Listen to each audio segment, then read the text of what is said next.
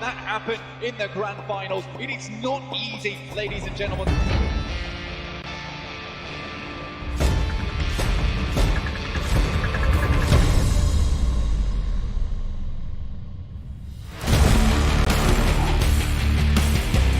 That's a good one. That's a banger, and that's a banger indeed. He hasn't got in to finish him off just yet. Runs round the corner. Oh! The damage.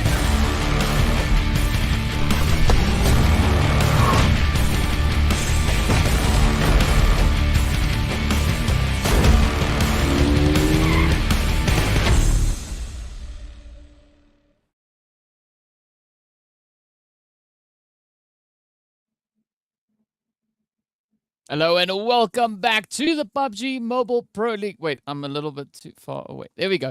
My name is DK. With me is Proxy. And of course, we are now starting off our second week of league play. And I mean, looking back at what we saw coming in from that first week as Proxy, things were absolutely popping off the charts. But of course, speaking about popping off the charts, we've got to give a big shout out to Monster Energy, our official energy drink partner for the PUBG Mobile Pro Leagues. I just love these segues. So easy to do. But of course, you know, we are going to be getting into our first week there, or second week rather, as I've mentioned. And we're going to be changing things up a little bit, right? So for today, we're going to be going into a little bit more of that Sanhok action as we are bringing that map in for the second week. So I'm quite excited to see what the team's going to be doing in the next 2 days.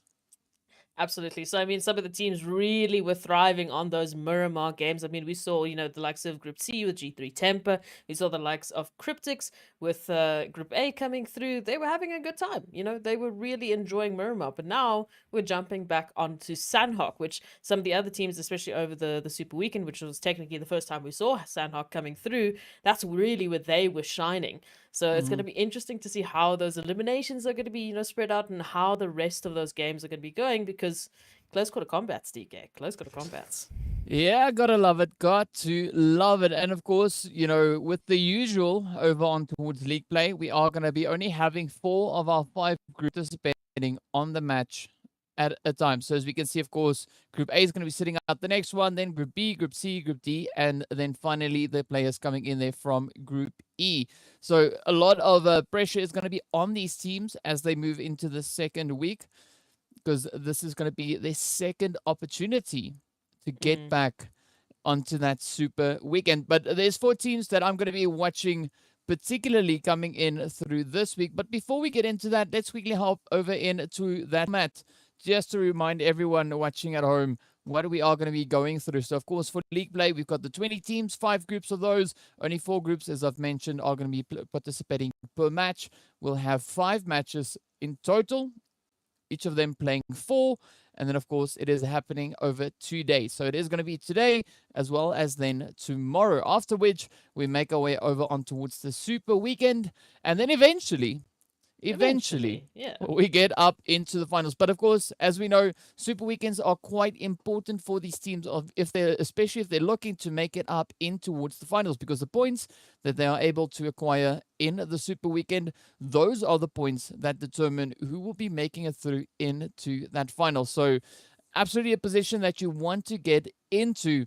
And one of the ways you can get there is through using the amazing point system. But of course, this is the point system we've been having for the last while, and it starts over on the 15 points, just trickling its way to 0 points, coming in for that 13th to 16th position. And of course, then the ever essential, ever important 1 point per elimination. And we saw those 1 point per eliminations coming through on the Super Weekend. Definitely was the strategy that the teams were mainly focusing on. But of course, they had to focus on a little bit more than that. You know, DK, we saw quite a few of those wonderful winner chicken dinners being handed out that had that extra $500 spice right on top, which is exactly why they want to bring their best foot forward, at least their most consistent foot forward in the league week, to make sure they get enough points to come back for the second week of Super Weekend. Yeah, that's going to be super, super challenging, particularly for the teams moving in. Because I'd like to believe that if we look at the entirety of that first week, that kind of sets the bar of what we could see the teams now looking to build upon moving into the second and then, of course, that third week. But the first week of league play was quite an interesting one to witness. And then from that transitioning over in towards the Super Weekend, as we saw, the teams really just coming out of nowhere with some beautiful back-to-back chickens also making their debut. But this time around, as we move on through, firstly, I want to see whether or not we're going to have a similar kind of leaderboard sitting with these teams.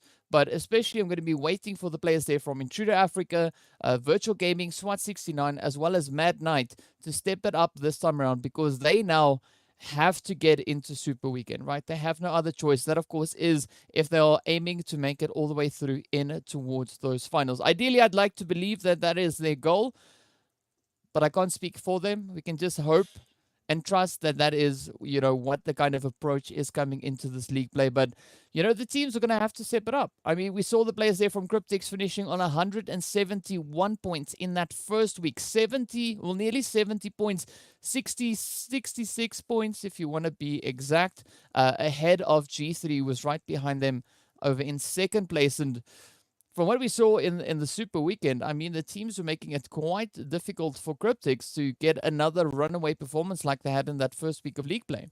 Yeah, there was definitely a little bit of competition, if we can be so bold to say, which, of course, as we currently have it on the overall standings, it is not Cryptics that's leading the pack, but it's Team Myth sitting on top there with 198 points, only 2 away from that 200-pointer in the first Super Weekend. So, I mean, that's the bar that's been set. Cryptics is not far behind with 183, and I mean, most of the first, I think in the entirety of our first page is on those triple digits, and that's only after one Super Weekend. And the points are not going to be reset anytime soon. They only accumulate from this previous point onwards. So if you don't get yourself into Super Weekend, if you don't try and stay consistent, try and pick up enough points to make sure you find yourself in that top 16 by the time finals rolls around, I'm sorry, you're going to have to sit back and watch as the rest of the other teams get, maybe a few more dollar bills. But for the rest of the teams, again, it comes down to consistency. Like you said, those 4 teams that didn't make it into the first Super Weekend, they're sitting on smack 0, as you can imagine. So they want to make sure they come through at least in the second weekend, because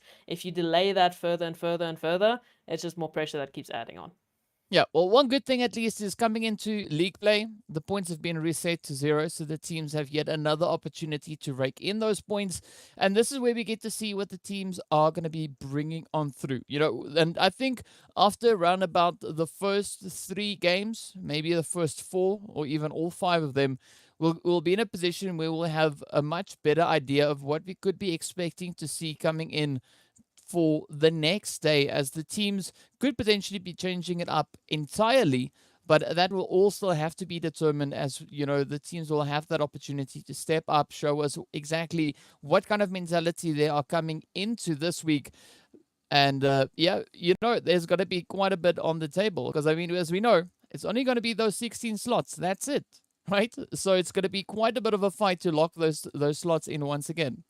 Yeah, no, it absolutely is. And no one's position is guaranteed. You could have been absolutely dominating in the first week. It doesn't mean that you're going to come through necessarily in the second week, because that level of competition is continuously going to be rising, right? We've got 4 teams that have to sit out every single weekend. That is just a fact. So unfortunately, if you find yourself being one of those 4 teams, you still have an opportunity, like we saw with this previous weekend, to go back with the VODs, sort of reset yourself, get yourself some strategies coming into this week, rework something that might have been maybe not quite, meshing the first week, come back stronger, and hopefully do a little bit better. But continuous improvement, that's basically the theme that we're looking at. Yeah, and I mean, the pressure's going to be up, because we've seen in previous PMPLs, right? Teams that performed absolutely exceptional in the first Super Weekend, I mean, by that finishing at the top of the leaderboard after the first Super Weekend, not returning to the second Super Weekend. So there's quite that can happen on the battlefield here. Anyone has the opportunity now to lock in those points to ensure that they finish in the top 16. So I'm expecting quite a few tough performances to come in. I mean, if we look back to last week's first match, right? That was the match in which Lusail stepped up and just blew us away with an absolutely fantastic start to the whole event, right? 15 eliminations alongside that winner chicken dinner, looking just so good for them. And Lusail took third place overall after the league play, right? Then move over in it towards the Super Weekend. Again, some pretty strong consistency coming in from that team. They finished currently up in fifth place. So there is that possibility for teams to continue with strong momentum being built up from the very get-go. But if we look at another team, for instance, the players there from the side of Team Myths, right? Or even Team Unique, in league play, they made it all the way up in towards that 9th place and 12th place. But coming over in towards Super Weekend, we saw Myth finishing right up at the top with 2 back-to-back chickens on that last day, I believe it was. And then, of course, the players coming in there from the side of Team Unique, also moving all the way up in towards 4th place. So there's endless possibilities here, right? Teams can really shake it up. And that's what makes me so excited about the second week, because this is now going to be that opportunity for teams that didn't perform as they would have liked in that first week to change the entire dynamic, to come in.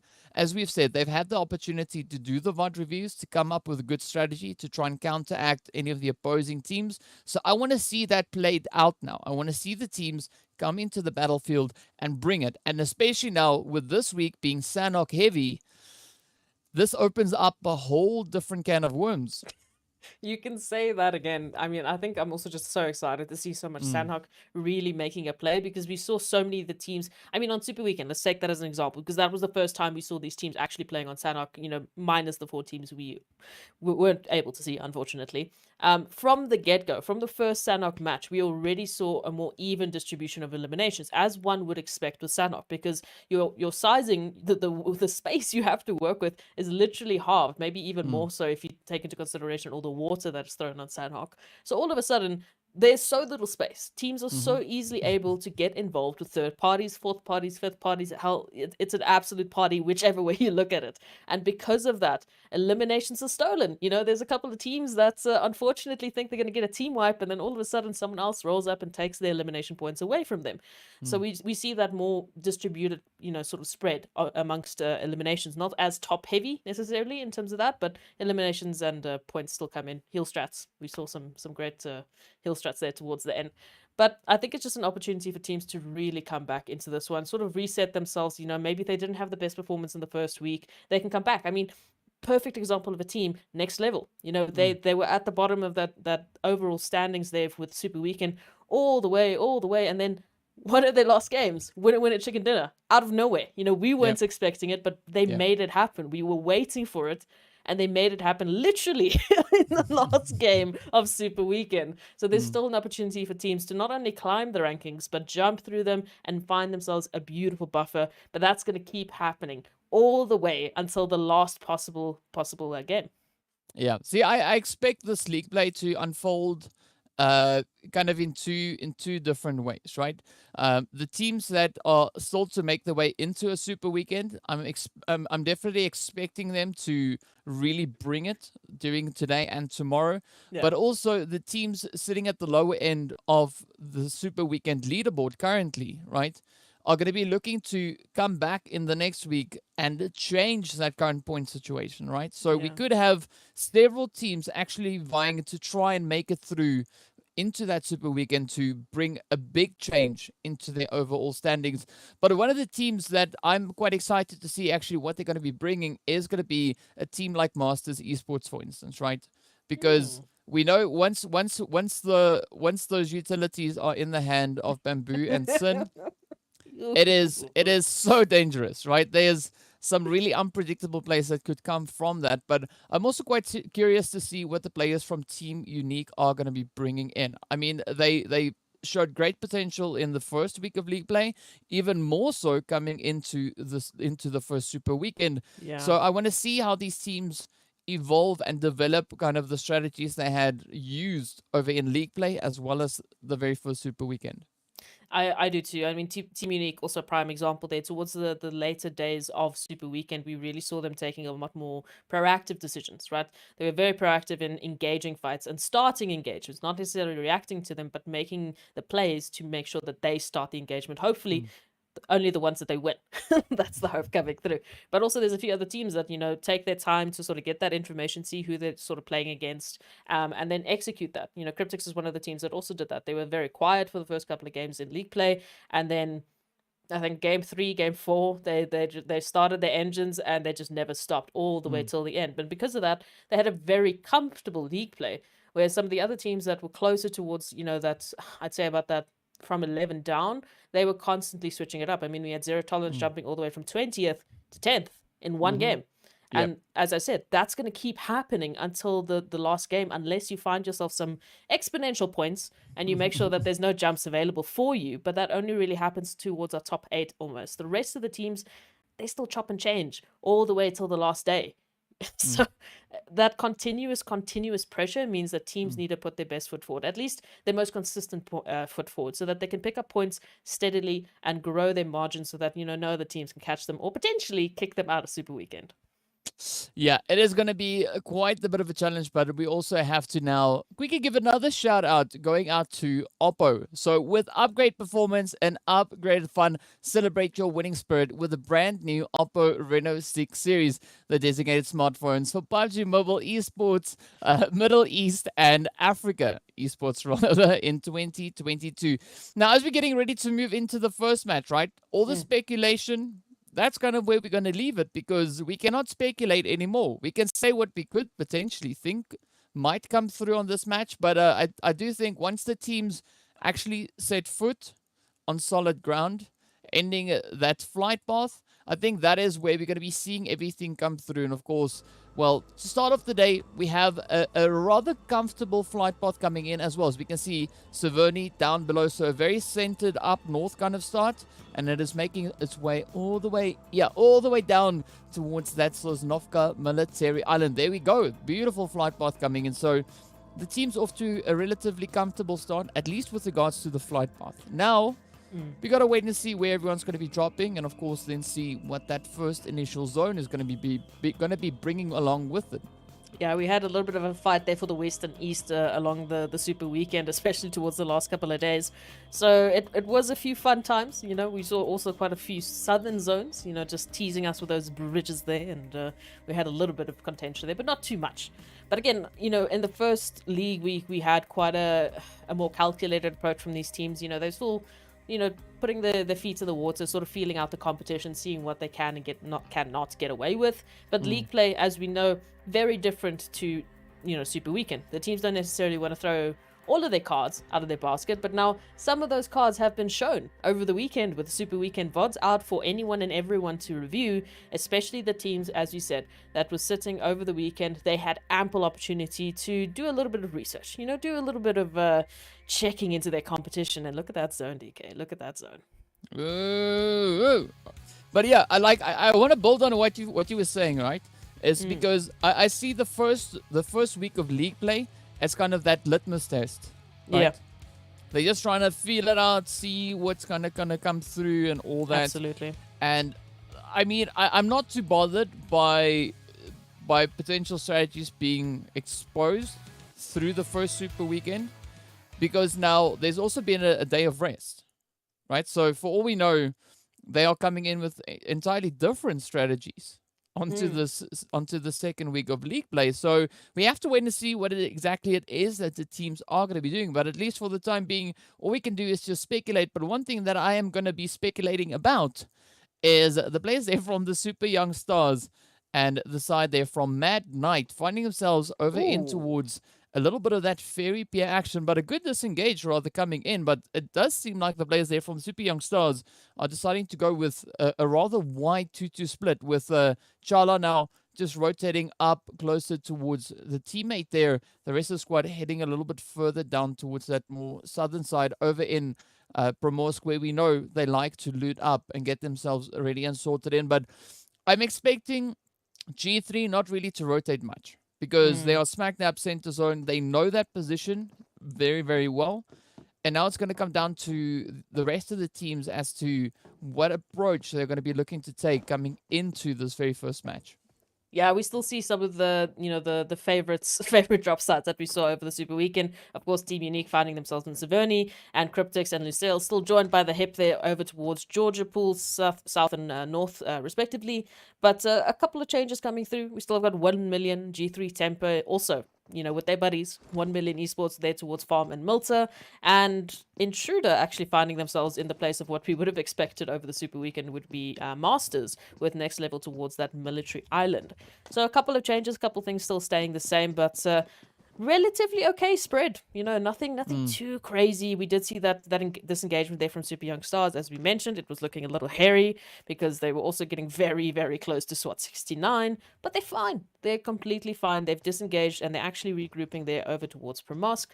So nothing too crazy. We still got 16 teams, 64 players, all alive and well, all vying for as many points as they possibly can to get themselves a great start into the second week of PMPL Africa, which I want. I do want to see a change-up coming. I do want to see those crazy, change-ups of teams that we thought were definitely going to be in the Super Weekend. Turns out they're not, like absolutely crazy things coming through. And especially, those 4 teams that we did not have an opportunity to witness this weekend. I really want to see what they've got up their sleeve. Yeah. I do think a few teams also decided to roll up their sleeves. Oh yeah. So it's gonna be hard. I can tell you that. Don't be fooled by the silence currently on this first map. It is just gonna go a ploy. Yeah, there's that countdown we see, or the count up rather, we see at the top.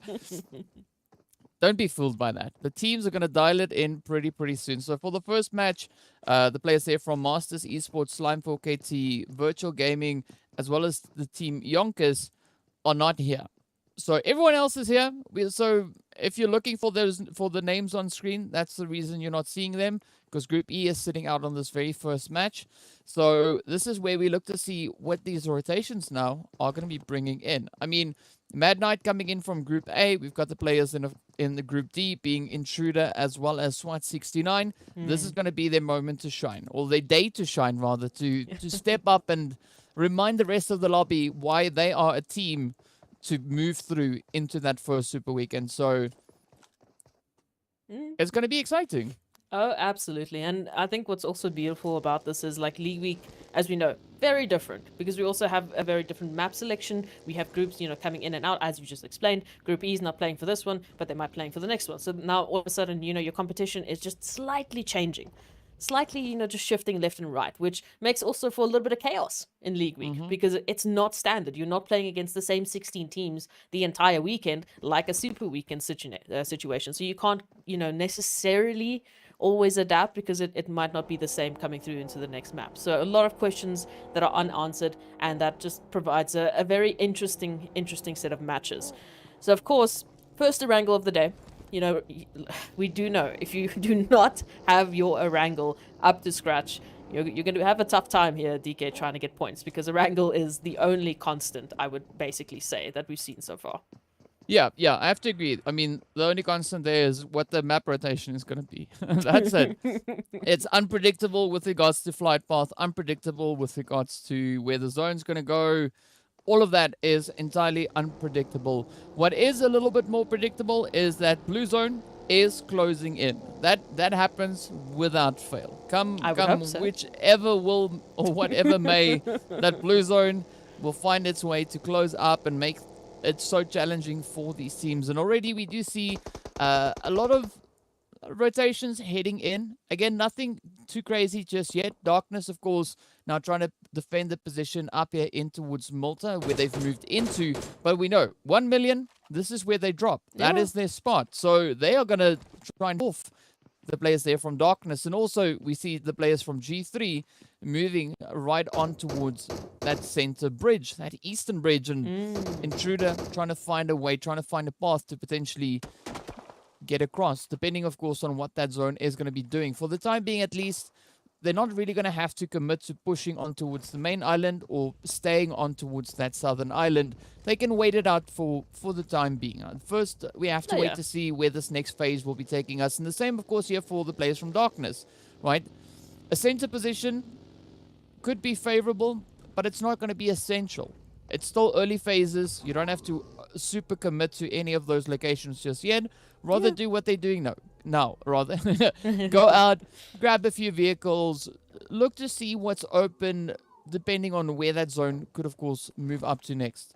Yeah. No, I like the disengagement coming through from Darkness, especially considering, 1 billion, as we said, this is where they dropped. This is their hometown. They've already set up, and with G3 Temper, the only other team that was applying pressure to them from farm, now disengaging, going towards that bridge side, they were very happy to put some pressure back onto Darkness. So just disengage, still plenty of space left. I mean, Milta Power is still completely untouched, the same with Lipovka, but it depends on where that zone is going to go, and they're fairly center. So they've already allowed themselves some beautiful rotational positions and opportunities, which is why we love, sort of those center positions. It just makes it easier. It makes sense, right? You're in the center of a circle. Let's limit the amount of time you have to spend traveling and potentially getting yourself caught out into a couple of crosshairs. But, I was talking about Milta Power, right?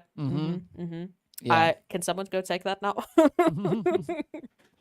But, I mean, you were also talking about center zone. We see the players there from SWAT 69 also just positioned south of farm on that beach line, on that coastline, beach line, just down south on the coast. And this is an interesting position because we see a big chunk of the zone being water, so there's already quite a bit of a limitation with regards to the playable area and the options these teams now have to move into. But as you said, Malta Power, for the time being, it is going to be open. We do see the players there from the side of Blackjack now utilizing what the zone has kind of thrown their way, and we see that rotation pushing further and further down.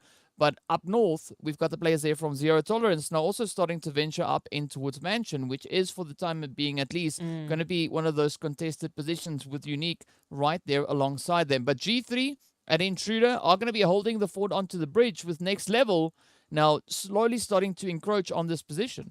I was just about to say we might see a little bit of a sandwich happening here on the bridge, which would be definitely interesting. I mean, the little bit of bridge contention that we saw was thanks to G3 Temper. They were the only team to really take a hold of this bridge, and it was a little bit more mainland side, so that's where we really saw some of the engagements. But now we might be seeing Intruder forced into something or other. I don't know if there's some boats available for those boatations, as you like to say, but definitely some options still available for them. That zone, not too crazy. Yes, a lot of the water does mean that we're limiting the space that teams can work with, but I mean, for the likes of SWAT 69, they got some space, and they're looking to take a little bit of that away from 1 million.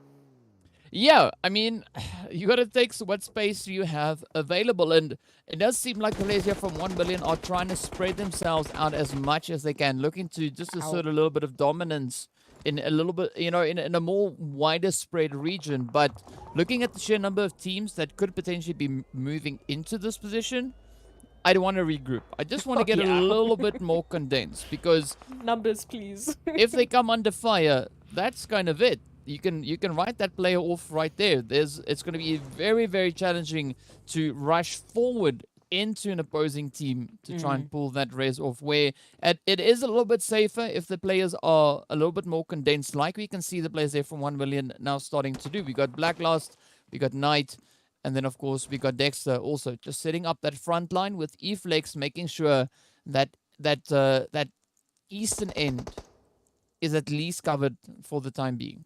Yeah, especially if they need to take a rotation out of there because of a disengagement coming through from SWAT 69 and Darkness, who are also going to look to apply some pressure. So let's get some safety in numbers, let's regroup, and let's stay together. We also see Lusail coming in from that northern side on towards Cryptics, once again, still joined by the hip, just a little bit. But they seem to be heading there towards Milta Power alongside Team Unique. So many side-by-side rotations, which we know sometimes causes a little bit of chaos. We've only had one player drop so far, which has, of course, been on the side of SWAT 69, as they try to make their approach here towards Malta. But it's been fairly, I don't even want to say peaceful, I guess, but calculated. It's been okay. It hasn't been crazy. It hasn't been hot drops going through, and that zone closure now should let us know how these rotations should go, which I do like what Blackjack and Team Unique obviously said. I don't know if the zone is listening to me when I talked about Milta Power, but it seems we're going to go in for a closer inspection. Yeah, close inspection is definitely where it is going to be at for the time being. But I mean, there's several options that these teams can now look to kind of play, right? That whole southern side of the zone is open. We do know that there's a few compounds down there as well, but Yeah. quite a bit of congestion coming in towards that western side as we can see those rotations now finding their way on through. Myth and Darkness rotating up side by side. And I mean, the side of Intruder now trying to also just apply a little bit of pressure, but ideally what we could be seeing there from Intruder is them reverting over towards Novo and then taking a potential rotation up towards that southern side of Malta, because we can see there is a beach for them to land on where they can actually Yeah. get in and make a bit of a play from there. That would be a very interesting rotation should they decide to do that. But for the time being, center zone, it is just going to be heavily congested as we can see so many teams starting to move on through. And for the time being, at least, the players here from Myths were able to secure a decent position, forcing the team there from Darkness to go and look for something else. And instead, moving further down south, which is also not a bad rotation. No. Still plenty of space to work with as we get closer towards Milta Power. But as you said, heavily contested as we come through from that eastern side, even that southern eastern side, especially the teams coming through from the military island. I think Intruder did hear you. I do see them in a boat, making a wonderful, wonderful little play all the way around. So, ooh, we will see how that one goes. But look at this, 1 million. They were set up for this one, DK. Yeah, beautiful, beautiful setup coming in here from them. But now, not only a beautiful setup, but they got to keep a hold of that position, right? You can see the players there from Super Young Stars also adding a little bit of pressure on it to the side there for them. Just reminding them that they need to be quite aware of where they are positioned and where the opposing teams are, because it's not going to be a easy aim, shoot, and get some eliminations along the way. it's not gonna be that simple. You're gonna have to try and defend that position, and Kronborg here now just enforcing a little bit more of that. Yeah, no, I think Knight has received the message. Thank you very much. We do see, Six God, what happened there? Some swimming problems going through, and Lusail, of course, finding Team Umbra. Now, you were talking about Lusail. You know, we mentioned a little bit about what they were able to do in the league week, but now Team Umbra here looking to apply a bit of the pressure, but getting equal amounts back, unfortunately. We already got Morteza out for the count. Wasted is down, only down to Shadowin and PRZ, who might have to just take this disengagement because I can't quite see where exactly they're going to be able to try and find a little bit of a res coming through with Wasted so close to Lusail here. And again, zone. Look at that now. Whoa, yeah, that is quite a bit of a shift, right? Because Myth now nearly center zone, but the fight is, of course, moving up closer towards that lumberyard that we can see just on top of the hill. But a good spread from the side there of Myth. Also, the position coming in from the side of Zero Tolerance. A little bit more focus on towards that northern side, but still, a lot of information as we can see them. They've got a lot of that low ground positioned off to the edges, and this is where the players from Umbra are going to face quite a bit of a challenge, because it's not going to be an easy straight up rotation. They're going to have to try and sneak their way around.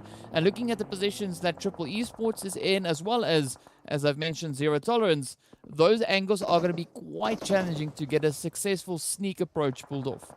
Oh yeah, heavy contention. Not a lot of gaps to work with as you want to try and get yourself into the zone. And that's why we're seeing the feed absolutely just light up here, especially with Cryptics and Team Unique, who have just found each other and are just saying hello. Some non-violent hellos, not at all going on here. We do see a couple of knocks coming through, but it's been equal so far. We still have the rest of Cryptics who have to still pull up onto this one. And look at Salam, just sneaked on in with the rest of Lusail, just deciding they want to go for a third party.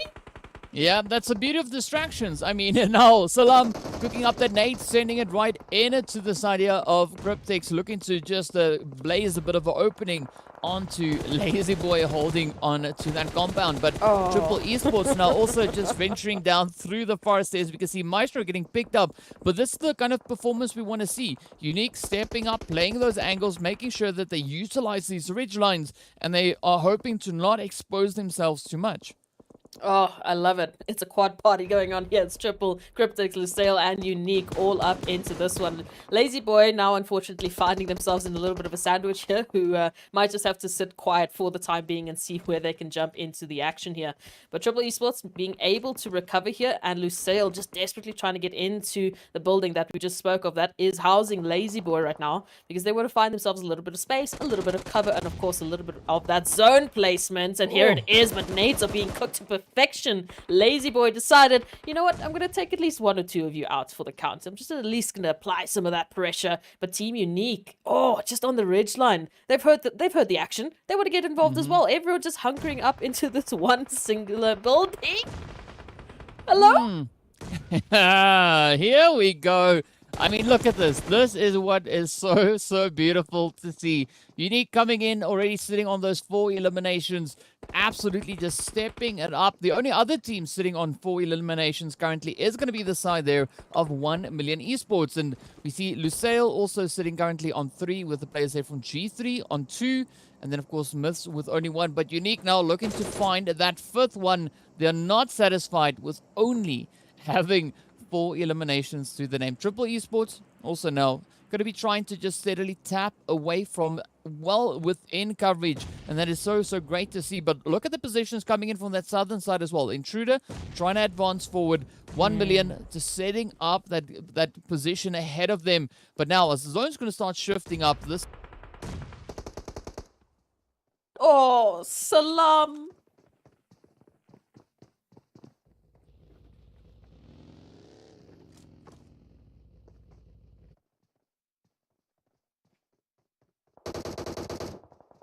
Oh, and they had such a beautiful super weekend, so maybe they're looking to start us off on the league week with a little bit of similar action.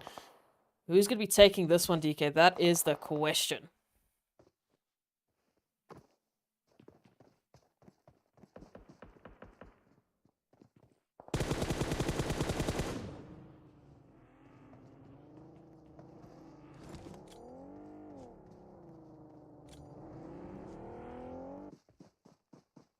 Ooh. This is going to be a fun one. I don't know. I think it's going to be an interesting one here for Triple Esports to now try and hold on, because they need to take quite a southern rotation here.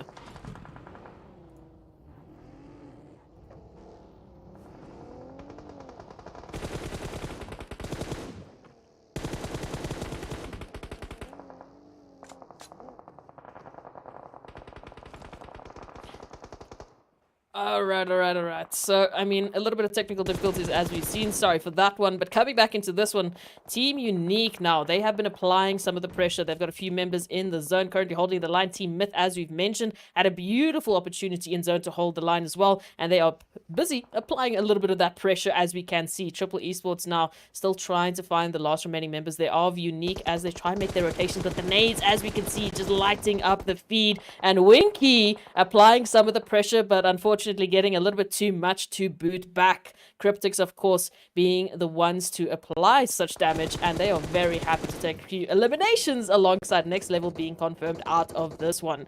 Absolute chaos, as we can see, just applying all around the map. The feed absolutely lining up. We've got so many teams left to only solo players vibing and trying to get into this final zone. We even see Agent 47 just rolling on down the hill because it's absolute chaos here, DK. Yeah, but that is what we're going to see a lot more of as the teams now continue to push on in. We're seeing those casualties starting to just roll on through. The southern side looking particularly hairy as 1 million have suffered quite a few knocks already. The players there from Darkness trying to hold up this front line defensive. As we can see, one player down, Whiskey. But now, up comes Manuel. We got Tornado looking to push forward as well as Moment. Myth now feeling the pressures. All the teams are starting to encircle them, hitting it up from all directions. But Blackjack also now trying to inch their way up right behind the side here of 1 million. But very soon we'll see 1 million potentially getting sent away. Will this be the case? Darkness are going to be looking to make that come through, and it will be a play, and that is, of course, exactly what happens. But now, Blackjack also still to move in. They feel the pressure now from Cryptics coming up right here alongside them. And we got a very spread out play here. I mean, Cryptics, Blackjack, right side by side on that southern Angel zone. But quite a few teams still up north. But look at this, Senke absolutely pinpoint with that nade. And now, It is down to Reverb. The health bar not looking too great. And this could be another play coming in for the side here of Cryptics. Already 3 eliminations to their name. They want to add even more. Reverb now getting rushed. Fortunately, picks up the one. The tree being a little bit of a position, but not working out as they would have hoped. And with that, Blackjack also now have to make their way back into the lobby. Oh, unfortunate for them. And Myth, we said that they had a fantastic position, but that zone with that rotation coming through, not the case. Cryptics, one of the teams closest alongside Darkness to get into zone, to get into a little bit of safety and potentially hold this final zone. Team Umbra now being confirmed out for the countdown to 8 teams remaining, and 8 teams all looking for more and more points as we get to the final phases of Erangel, who's been absolutely chaotic, especially in the last couple of minutes here. But taking a look at Myth now, making a beautiful rotation there down towards Darkness and just alongside G3 Temper, which I think Flacco has spotted a couple of pixels he quite likes. Yeah, I think he's going to like that quite a bit. But, I mean, it's not going to be an easy position to play from whatsoever. We see Buden also now just trying to wrap around that southern side, trying to get their way back onto the side of the hill, but they've got to be careful. As we can see, Cryptics as well as Darkness right here alongside them, a little bit further up north, having a good advantage with regard to the height, is going to be the team situated on towards that northern area. It is going to be Zero Tolerance as well as the players coming through there from the side of Triple Esports. Unique now having to pack their bags. We also still see one of the players left from the side there of the Super Young Stars, Cronboy, just squeezing it out right there on the edge, hugging those trees, trying to stay as hidden as long as possible. But Darkness having a good position up in towards that Wizard Tower and a really good point of hard cover. But I'm pretty sure the teams right here in this phase with them are going to be looking to apply quite a bit of pressure in that direction. Oh, absolutely. Everyone wants the absolute best cover coming into this one because there's not a lot to boot. And we can see that Cryptics applying some beautiful, beautiful nades there. And unfortunately, Darkness now right in the scopes here of Skydo. As we can see, those rotations into the Wizard Tower may have just caught them out. Triple Esports, though, being taken out with that little bit of a sandwich between Zero Tolerance and Cryptics and Super Young Stars. Same can be said for them now, thanks to Myths. Now, many of these rotations having to make it on in, and once again, the zone, just afraid of teams and players. We're going to rotate, we're going to shift all the way up into the middle of nowhere, with only really Darkness in that Wizard Tower, still with some cover to work with here. Yeah, Darkness shining quite a bit of light on that zone now, and this is where G3 and Myth are going to just have to fight some beautiful fights to secure the position. But look at Zero Tolerance. They're rolling up to the zone with a full squad. But now, Cryptics starting to just rake away with those hits. Skydo taking a little bit of damage. And we know, Senke carry, they can be quite devastating given the opportunity. But it's all going to come down to Zero Tolerance as to how much they are going to be allowing. Yes, they've got the numbers advantage, but do they have the angles advantage? It's not a fun one. Let's put it that way. The zone, as we said, not a lot of hard cover to work with here. Farouk now finding themselves also being the victim to that lack of cover, being taken out. Moment still left alive into this one. And yes, like you said, Zero Tolerance, they have the numbers, but look at the zone. The zone is not allowing them to get a safe path into it. They're going to have to take a very awkward rotation out in the open, especially now we can see Darkness, because they're the only team that's got that hard cover. You can see G3 Temper won a little bit of the piece of the action here. Yeah, they want their fingers in the pies, and they are going to be looking to grab the pie and everything else, but will they be able to pull it off? So far, a really good push coming through from them, but it is now Myth down to one Moment, the last remaining player there for the side of Darkness.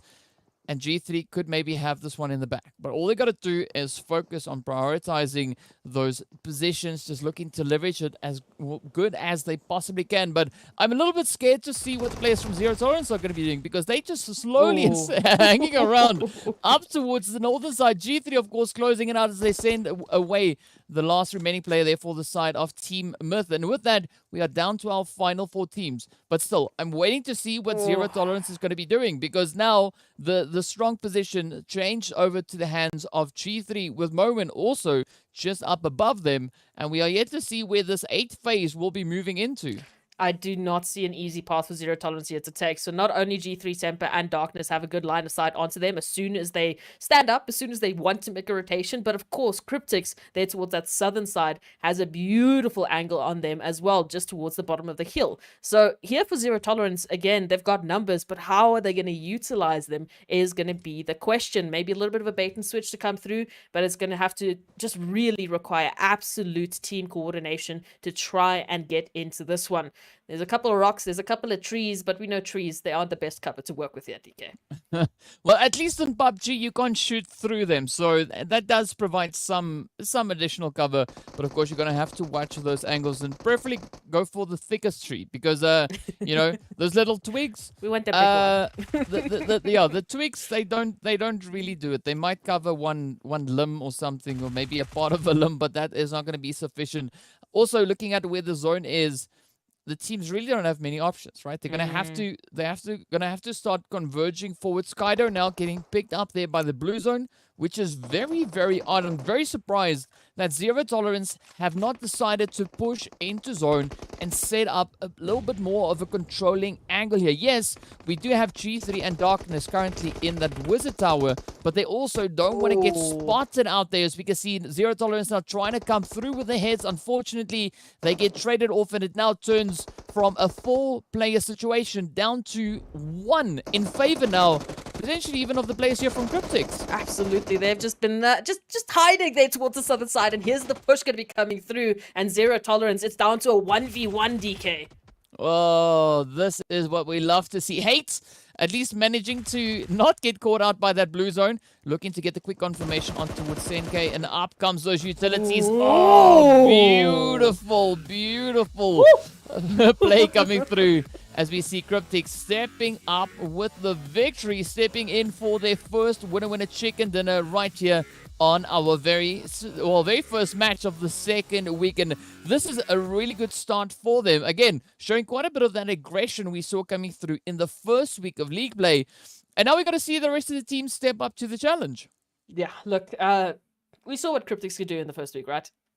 They started, I still remember vividly, as they were just pushing everyone into a corner, and they were taking league day after league day after league day. And already now they're starting the first match doing so. Very aggressive, but again, it was a difficult situation for them to play, and that's where that experience that they actually have comes into play. They made a beautiful rotation, a beautiful decision, and then that final shot, okay, a little bit of aim coming through in there to make it work. Beautiful 1v1. And for Zero Tolerance, they're also a team that they didn't do badly, not at all in the Super Weekend, but of course they would want a little bit more points. They want a little bit of a better safety net, and that comes in by them making it to the second Super Weekend. So a great start for them coming through in second place. Again, a little bit of an awkward rotation for them from that northern side.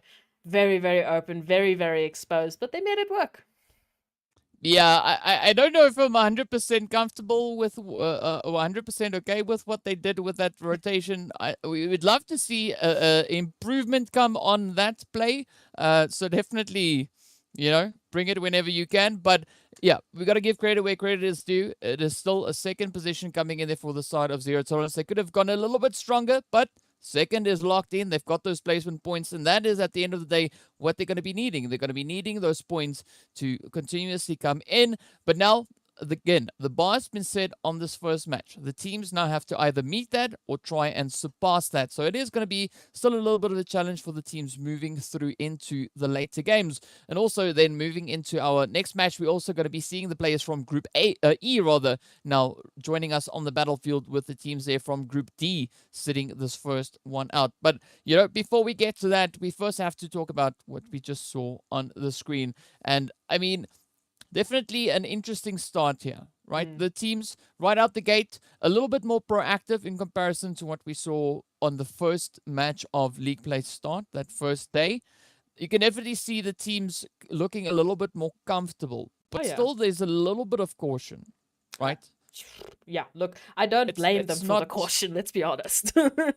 Yeah, it doesn't look 100% comfortable just yet. Maybe that could change through in the remaining games. But, well, let's hop into our highlights of this past match. Just to remind you what happened on the battlefield.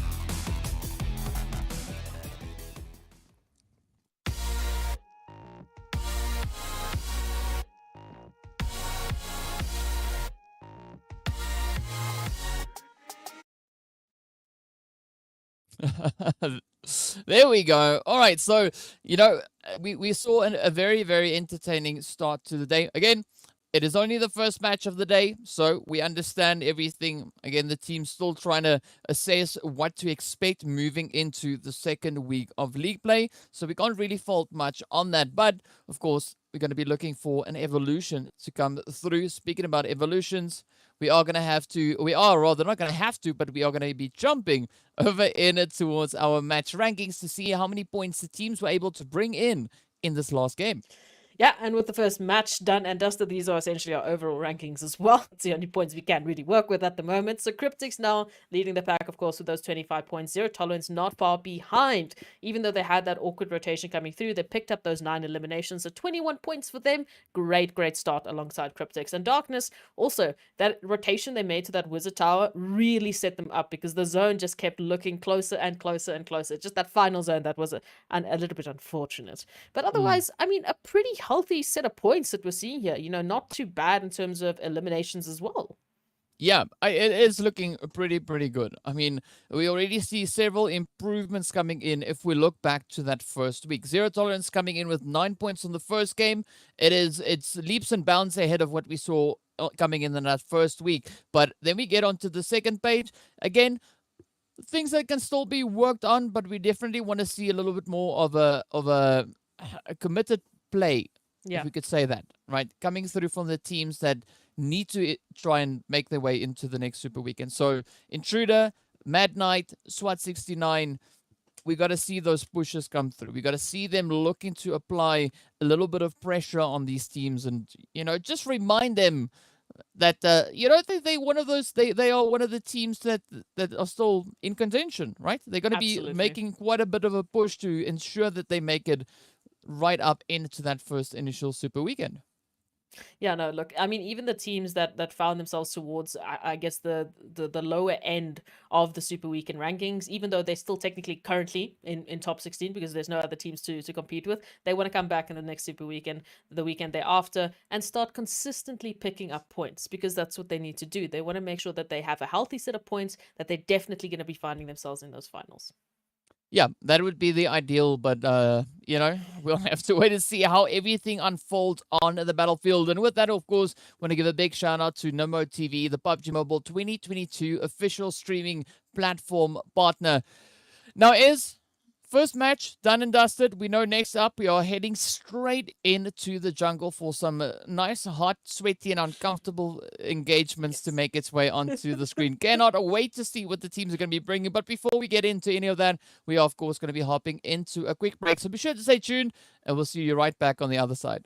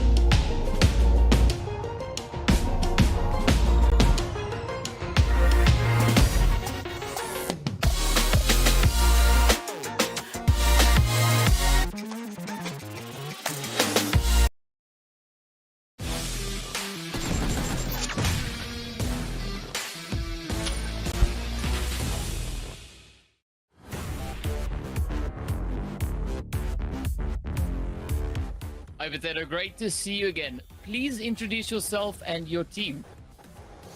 I am Potato, and my team is INTRUDER Africa. Right, so first off, I'd like to find out from you, how are you feeling right now, just before the start of the event? To be honest, I'm kind of psyched. I am very much looking forward to playing PMPL Africa. Well, it sounds pretty great. Now, I want to find out from you, has there been any changes on your team or to your team compared to the team from last year? The team from last year, technically I wasn't in the team last year. I was a new added on, but mostly the changes was just forming a new great team together, and mostly just device changes, getting better at the game, training, and getting to know each other, build synergy. All right, sounds pretty good though. Now, I want to know, what are your expectations for your team going into this upcoming PMPL season? Well, obviously the first expectation is to get the chicken dinners, but mostly just team coordination and playing everything as perfect as we can. All right. Now, the next question I want to find out from you is, what would you say is your ultimate goal or ambition? Well, I gotta say the ultimate goal is just taking it step by step. I mean, with PMCO it was getting to PMPL, now we're here, so I guess the next stage is going to be PMGC. Yeah, indeed. Hopefully we'll have to find out. But of course, I'd like to find out then, what kind of preparations did you guys go through before coming to the PMPL Africa split? Well, I've got to tell you, it was constant training, constant scrims from 4 p.m. to 7 p.m. to 10 p.m. to 12 p.m. And it's just been non-stop training every day.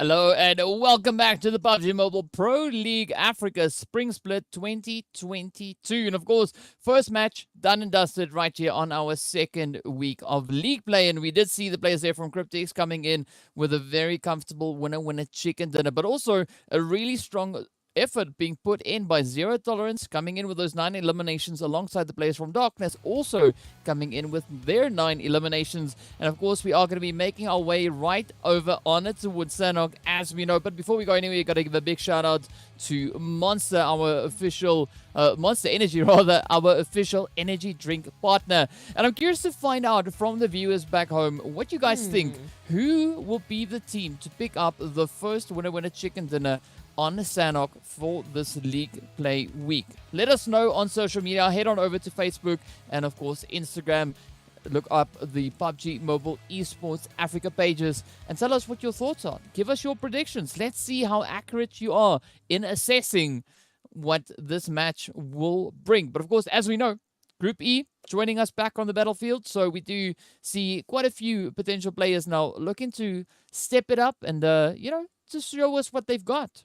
Oh, absolutely. And that zone coming through does mean we have quite a bit of a northern side rotation. But of course, we know it's Sanhok. Rotations are a lot faster, so many of the teams don't really have to worry. They can go towards those outskirts and get some good loot coming into this one because space is going to be limited, with most of that being water, unfortunately. But quite a nice spread coming through here. I do see Slime 4KT in their natural habitat, which is, of course, boot camp on Sanhok. So we'll see how that's going to come through and how they're going to make that work for them. G3 Temper very close to them as well, DK, but quite a decent spread. There's a few places that look a little bit hot.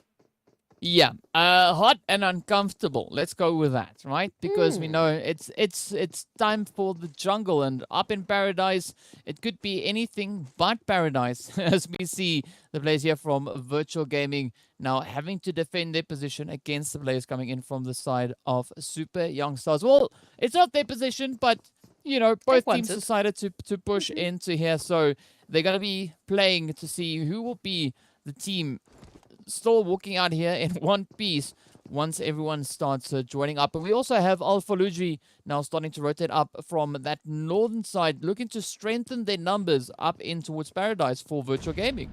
Yeah, some beautiful positions can come through from this one, but Super Young Stars, based on how they are scrambling around, I think they got the information. I think they spotted a couple players out, so we'll see who's going to be taking this one. Zeus still from Virtual Gaming has to make that rotation in, and they could potentially make a little bit of a flank towards Super Young Stars. We'll see how that turns out.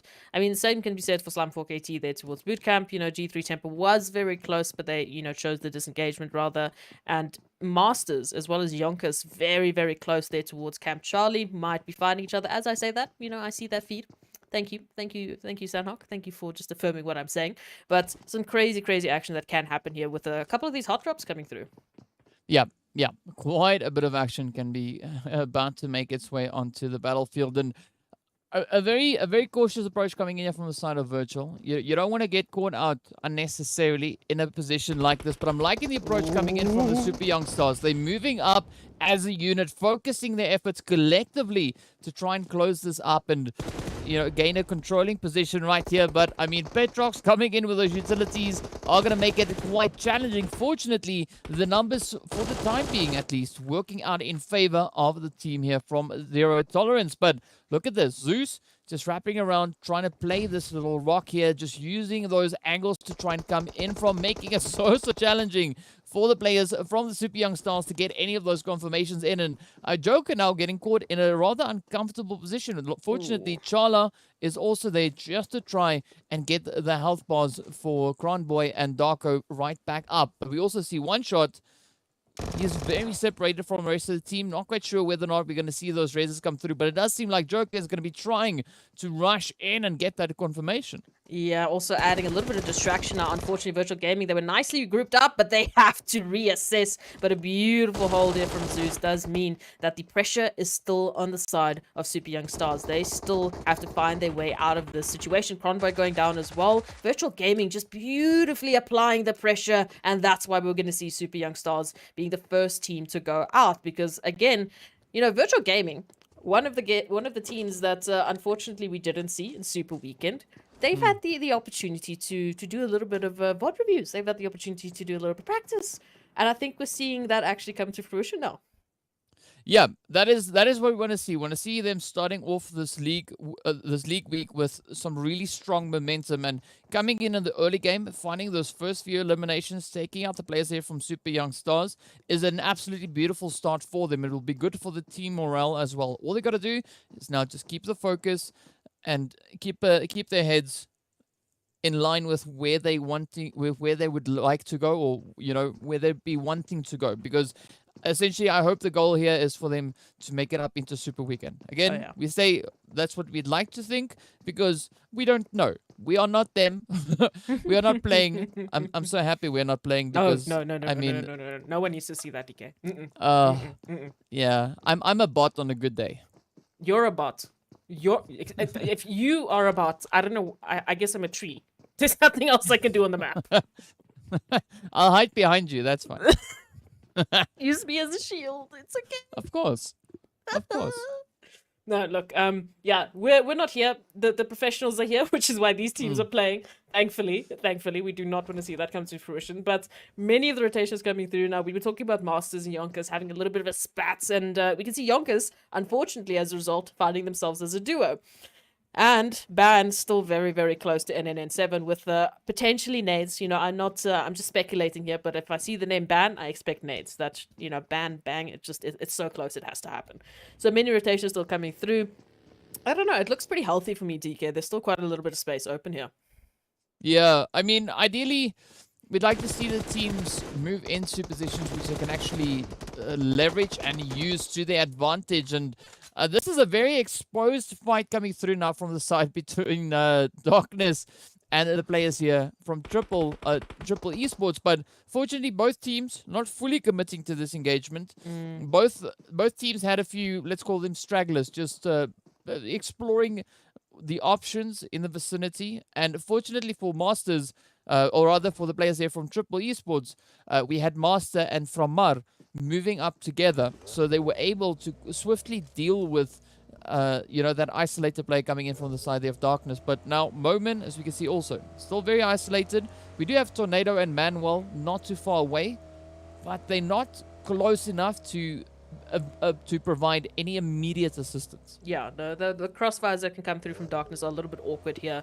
There might be a little bit of that delay coming through as the team tries to regroup and assist each other, which, we know any sort of delays, any sort of hesitation often means that, unfortunately, your teammates are going to be finding themselves back in the lobby. So we'll have to see how that was going to turn out. Still a few rotations that need to happen. YONKOUS, Lewis, still there by docks. Not sure what's happening there. And of course, Blackjack there towards Lakawi. So a few longer rotations that have to happen. But again, we have to try and keep in mind this is Sanhok. It's a little bit closer. If you get into a vehicle, you could get into zone quite quickly. First zone coming through, it's not too bad.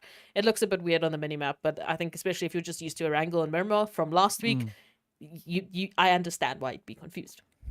Yeah, but I'm excited to see what the teams are going to bring, because so far we've only seen 3 Sanhoks happening over on that Super Weekend, and this could be a beautiful opportunity now for the 4 teams that we didn't see in the Super Weekend to kind of flex their plays, because the rest of the lobby don't really have much of an idea of what to expect from them, at least moving into those maps. And here we go now, as Virtual Gaming are looking to apply quite a bit of pressure onto the side of Umbra, but unfortunately for the players here from Virtual, Shadowin and the rest of the Umbra squad, they are just so synchronized as they moved up. You can see PRZ now also starting to just advance up that hillside. Shadowin providing a good bit of assistance as they now start to apply even more pressure onto the players now from Virtual Gaming. Yeah, taking this approach now for Team Umbra. Beautiful coordination there towards the building to get at least one of the members from Virtual Gaming, which was, of course, Alphalugi, out for the count, who was dealing quite a bit of damage, mind you. But now the reset comes through. They just need to find the rest of Virtual Gaming, who are holding quite an interesting spread here. They're just waiting to see which approach Team Umbra plan to take. And of course, we know, Sanhok, the longer you take these fights, the more opportunities you potentially give to, in this case, Team Unique, potentially, to pull up on you and get a third party. But for the time being, Virtual Gaming and One Shot going to be applying a nice little spray there to make sure Team Umbra know who they're dealing with. And they do not like it, DK. I'm pretty sure there's a lot of people not liking this just yet, but One Shot is going to be looking to put up quite a strong defensive push now, and it all comes to Wasted to try and hold the fort. Again, I'm not quite sure what is going to be happening here, whether or not Wasted will be able to close it out, but this is that surprise element I was talking about working in favor of Virtual Gaming. The other teams have not seen them play on this map just yet, so they're not quite sure what to expect. I do think that that element of surprise would be gone by tomorrow, as it is going to be even more Sanhok heavy. But look at that now, Petrox really getting dealt with quite swiftly there, but one shot now trying to line up those hits, come rushing forward and make some easy work right out of that. But it was quite a bit of a fight though. Oh yeah, no. Look, it wasn't it wasn't all things going beautifully there for Virtual Gaming. They did unfortunately lose Alpha Luigi, but with the res onto Petrox coming through, they should be all right into this one. But again, like I was saying, Sanhok third parties, and as I mentioned, Team Unique now have an opportunity to pull up right alongside Virtual Gaming while they're trying to reset themselves and maybe take a couple of pickings for themselves, which I know they would love to have. We said it, Unique, they love to start these engagements. Yeah, and this is going to be a good angle, especially now looking at where Virtual is positioned, as Zeus just comes thundering down onto poor old Scope there. Not the easiest angle to really fight from, particularly seeing that it is quite open and quite revealing at the same time. But now Unique being forced back to the drawing board, as they now have to come up with another approach. But it's a good play though, having Scope up front, because he can still provide quite a lot of information to the rest of the team, and this is where the communication is going to be absolutely essential for them, as you can see. Virtual now trying to come in with a wrap around approach. Some really dynamic plays coming through here from Virtual. I love this. I feel like Virtual Gaming have just brought a whole different dynamic, as you've mentioned, into this one. And it's the first time we get to see them on Sanhok. And so far, I mean, they've already taken out super young stars. They're looking for a little bit more now. And I love the energy they're bringing in. They're sitting on 8 eliminations, which is a disgusting number on Sanhok, considering the amounts of third parties that happen, right? They've already taken out Umbra, they've taken up super young stars, and now turning their sights to Team Unique, who were the ones to pull up on them, not the other way around. And now they're going to get the opportunity to disengage and maybe take a rotation, but I don't know, they might linger around just to throw a couple of pot shots their way, because they've done well so far.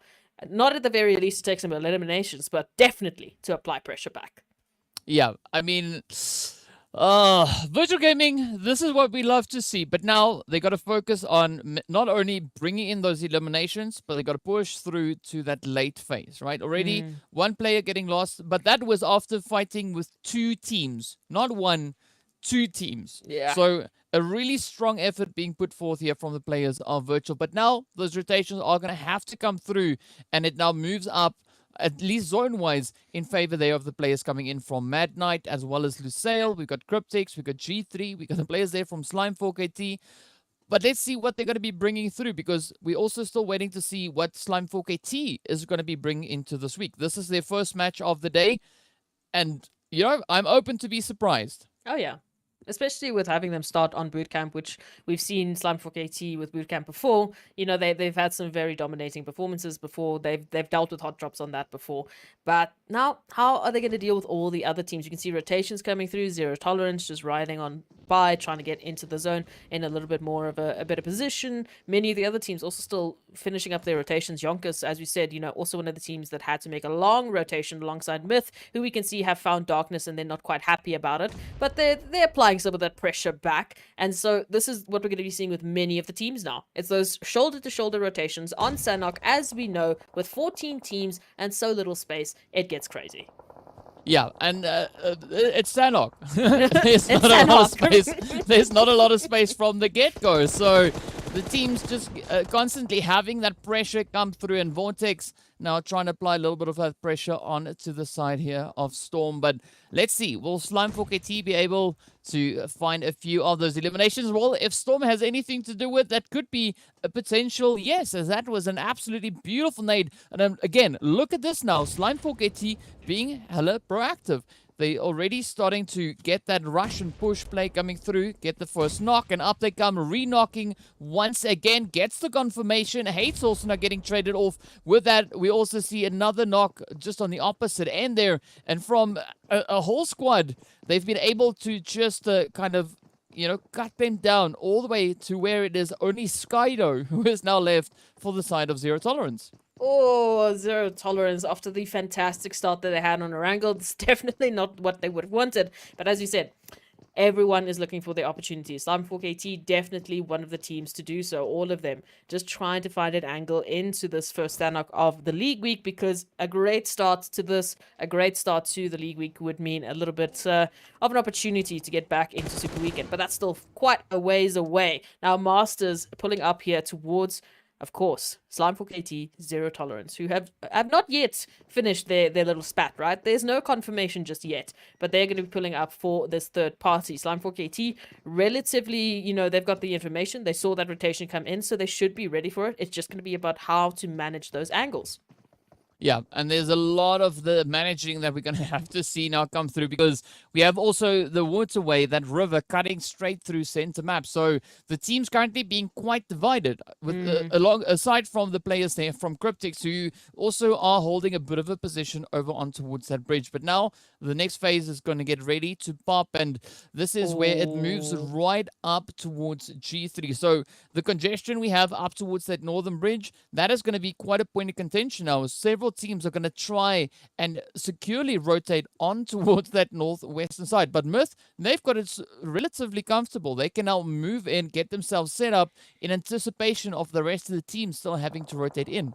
Yeah, and I mean, they're running off of that spat there from Darkness, so they've got some eliminations to their name. Team Unique now also making a rotation there from that northern side, which, as we can see, is very, very contested, alongside Cryptics and Blackjack Esports, who have just found each other, and now it's a little bit of a fun time here for these three teams, because they need to finish this off. Virtual Gaming still making their way in, who can either pull up towards them or towards Slime4KT, and then it's the fight for bridge. It's not the bridge we all know and love on Erangel, but it's a bridge nonetheless, so maybe this is the action we've been waiting for. Senke with just that pixel precision, and they're going to feel it a little bit on themselves as well.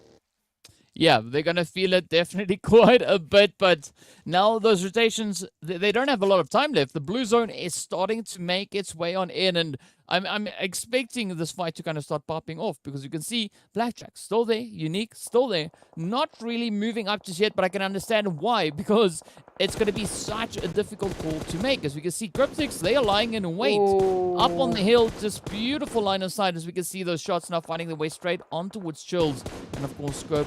But here we have a potential rotation now, maybe coming through from the side of Phantom, but Chills, yeah, will be making their way right back into the lobby. A dominating play coming through from the side of Cryptics here, but they also don't have a guaranteed spot in this next phase. So I'm hoping that they start prioritizing that rotation into zone very, very soon.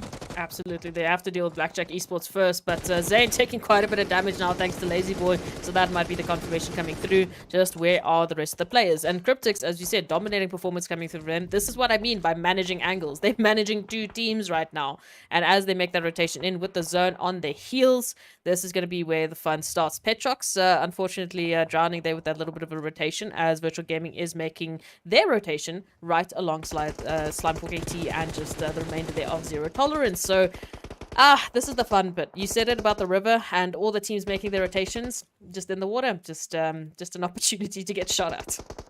Yeah, they're just soaking it in, right? That's the only option they have. But of course, we do see Lusail also now still trying to put up a bit of a fight here, as Chico is going to be the last remaining hopeful, but is able to find a few eliminations onto the side there of Triple. Out comes those Utils, quickly closing a door, managing to evade a little bit of that damage coming their way.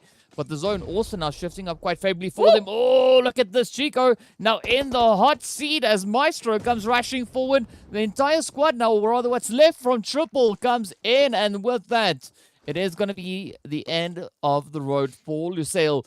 12 teams now remain. It is going to be Myth, the Masters, as well as the players there from G3. Very, very close, if not already having a little bit of a position within this phase. Also, the players there from Triple Esports, so close. They just need to cough and they're there, but they can still utilize that the most eastern building as well as the southern one, which will provide them some really good angles into the zone. And as we can see, the teams that have really been staying proactive with those eliminations, they're not feeling great in terms of numbers. We've got so many teams there on solo numbers, on 1-1-1-1-1, having to now try and find a spot here in the final zone. They want to get some placements as well. We still got 11 teams, so the placements aren't quite yet where you'd want them to be, but we'll see how this one continues. Slime 4KT now, getting a little bit of revenge. Skydo just single-handedly, did we just see 4KT get taken out? No, they still got one, but a lot of pressure being applied there, so this is going to be a fun one. Now, Skydo out for the count. We've got 8 teams left. You know, slowly but surely, those placements start getting a little bit more juicy on our virtual gaming.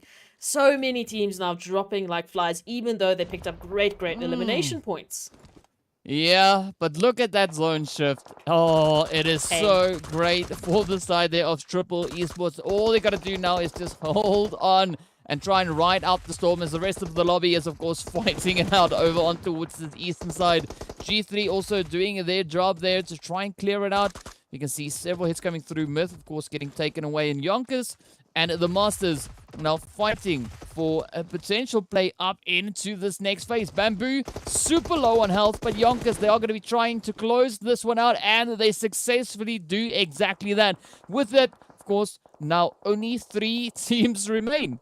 Oh, and Triple Esports still one of the first teams finding themselves close to that zone, just having a beautiful opposition here. But you're talking about oppositions, look at G3 Tempo rolling up right alongside them. And while Triple Esports are focusing their attention towards YONKOUS, this just gives time for G3 Tempo to pull up right alongside them and take that third party. As we can see, Flacco just snaking in the grass, and here comes the push for them, DK. Oh, Maestro now just trying to figure out which way he's going to run once he gets the opportunity, but there's not going to be much of an opportunity as G3 look to apply the pressure. It is going to be Buden and Safeguard, at least for the time being. Look, I'll move on in. We can see Nacho and Flacco leading out, but that blue zone is starting to move on forward. Safeguard needs to prioritize that position within the zone. The final 3 teams left in this lobby. We can see YONKOUS out in the blue trying to pull off that heel strat, but here we go. G3 looking to close it up. It is going to be Framar, the only player standing between G3 and their first chicken dinner right here in our second week of league play.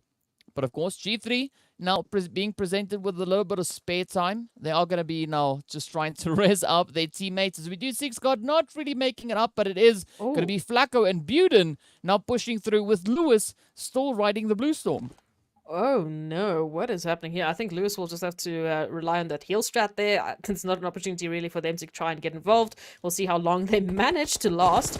7 layers of blue zone does hit a little bit deep here. Does unfortunately burn, but look at the damage being put through there to G3 Temper. This gives an opportunity now to Triple Esports, as Flacco is still the only member alive. With that res coming through, if there was a push coming through here from Framar, it would be ample time, the opportune time to make it happen. But now, unfortunately, the rotations are going to be forced here. Framar now left up in a 1v2 against G3 Temper. This is more like a 1v3 because it is Framar up against the blue zone, who is also then up against the players there from the side of G3. And G3 now just rushing for their position in the zone to try and claim it, put their flag down, and hopefully, potentially, lock in that winner chicken dinner. But Framar still in a position to come through with the heads over on towards G3. And as you can see, Flacco, Buden, the health bars not looking too fantastic. But they're not just going to try and play the position here. Yeah, and I mean, they've got the position. So here comes the first shot. Biden is there. If they can get the one to Flacco, that might be it.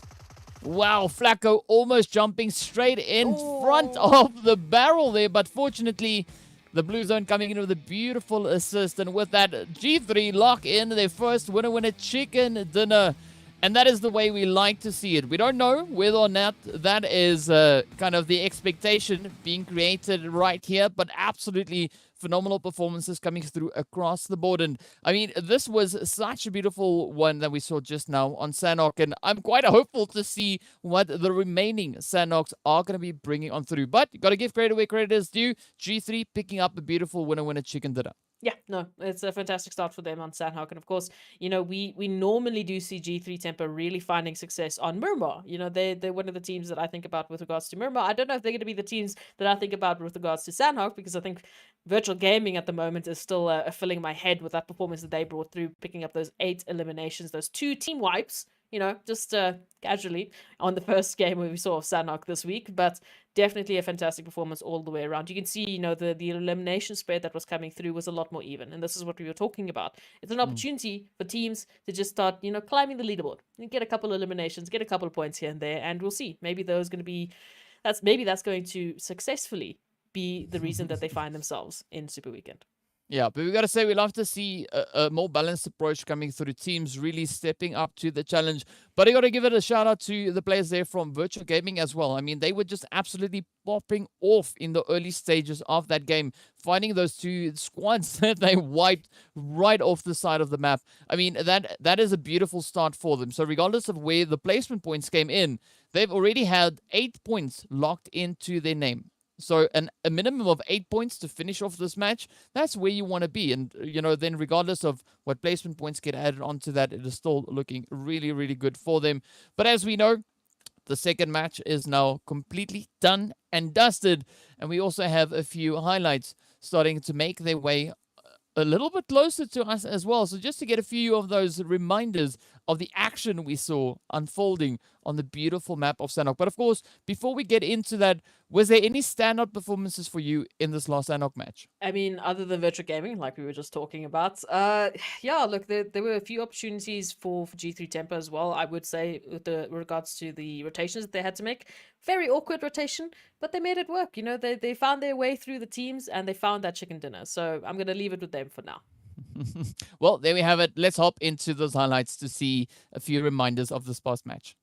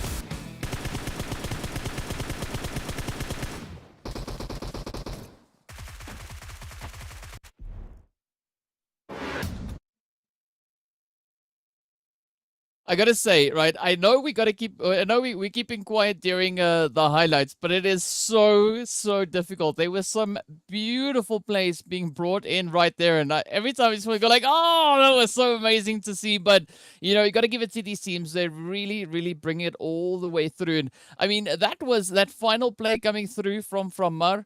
It was so close. I mean, we almost saw Flacco jumping in front of that barrel, managing to narrowly escape, getting picked up right there. And that would have been a very surprising finish. But of course, no, it's no surprise is going to be our match ranking. So let's hop on over to see how many points the teams were able to bring in right over onto Sanhok.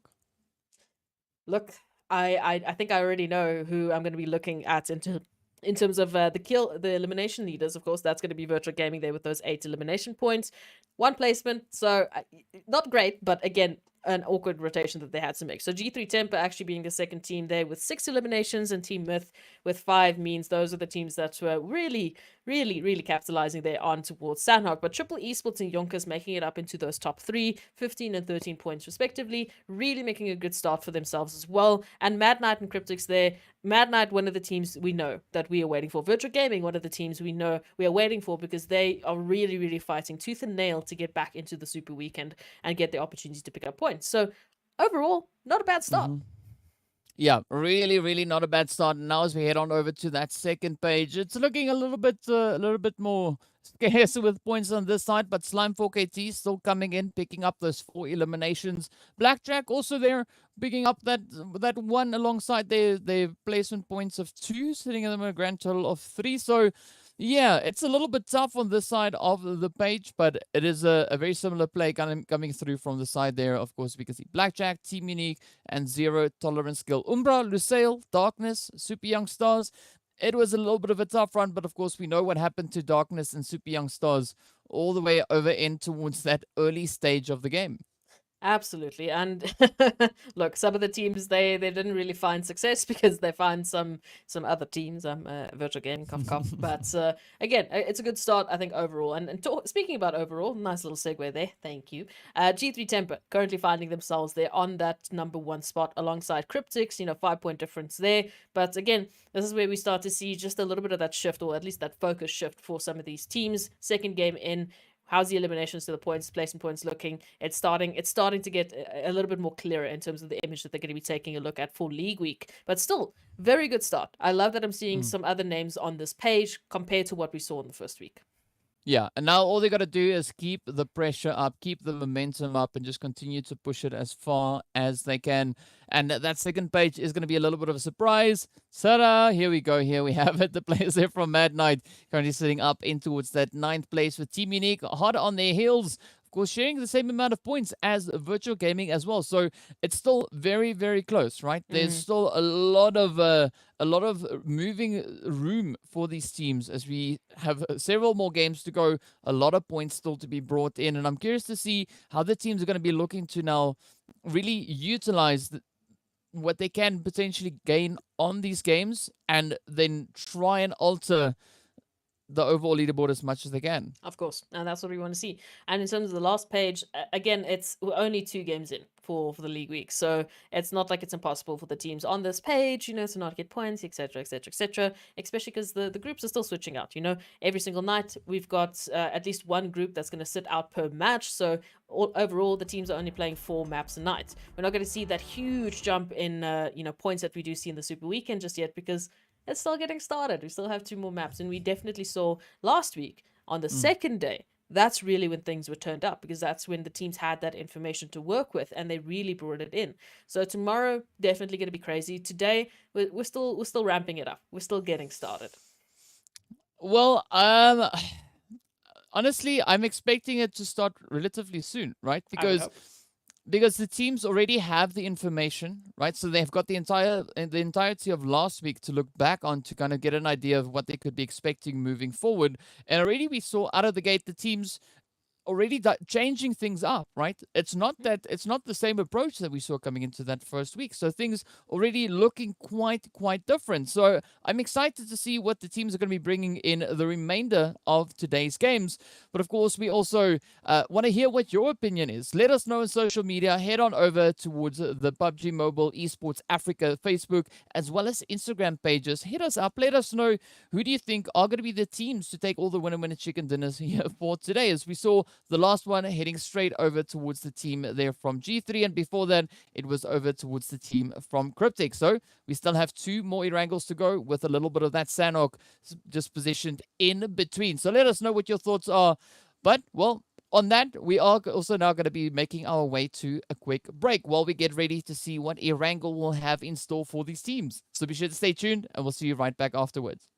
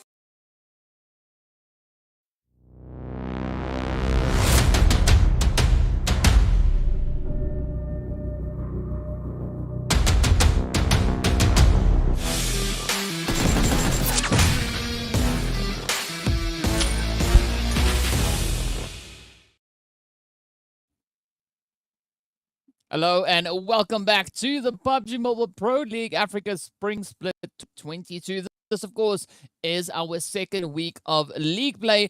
And so far, we've been seeing some very, very exciting games. And speaking about exciting, also want to give a big shout out there to Oppo. So with upgrade performance and upgraded fun, celebrate your winning spirit with a brand new Oppo Reno 6 series, the designated smartphones for PUBG Mobile, Middle East, and Africa Esports in 2022. But of course, that's not the only sponsor. We also need to give a big shout out to Monster Energy, our official energy drink partner for the PUBG Mobile Pro Leagues.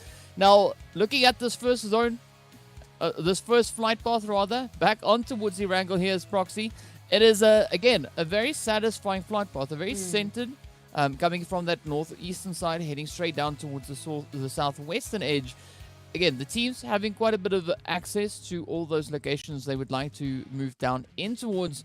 But I do think, like, Georgia Paul is not going to be a easy, straight push and touchdown play. And the same, of course, can be said for over on towards Novo. So definitely a little bit of a change-up. But also, speaking about changes, we have the players there from Group C sitting out on this match with Group D now rejoining us back up in towards the lobby. So that is going to be, for Group D, is going to be the players from SWAT 69, 1 Million, Next Level, as well as Intruder Africa.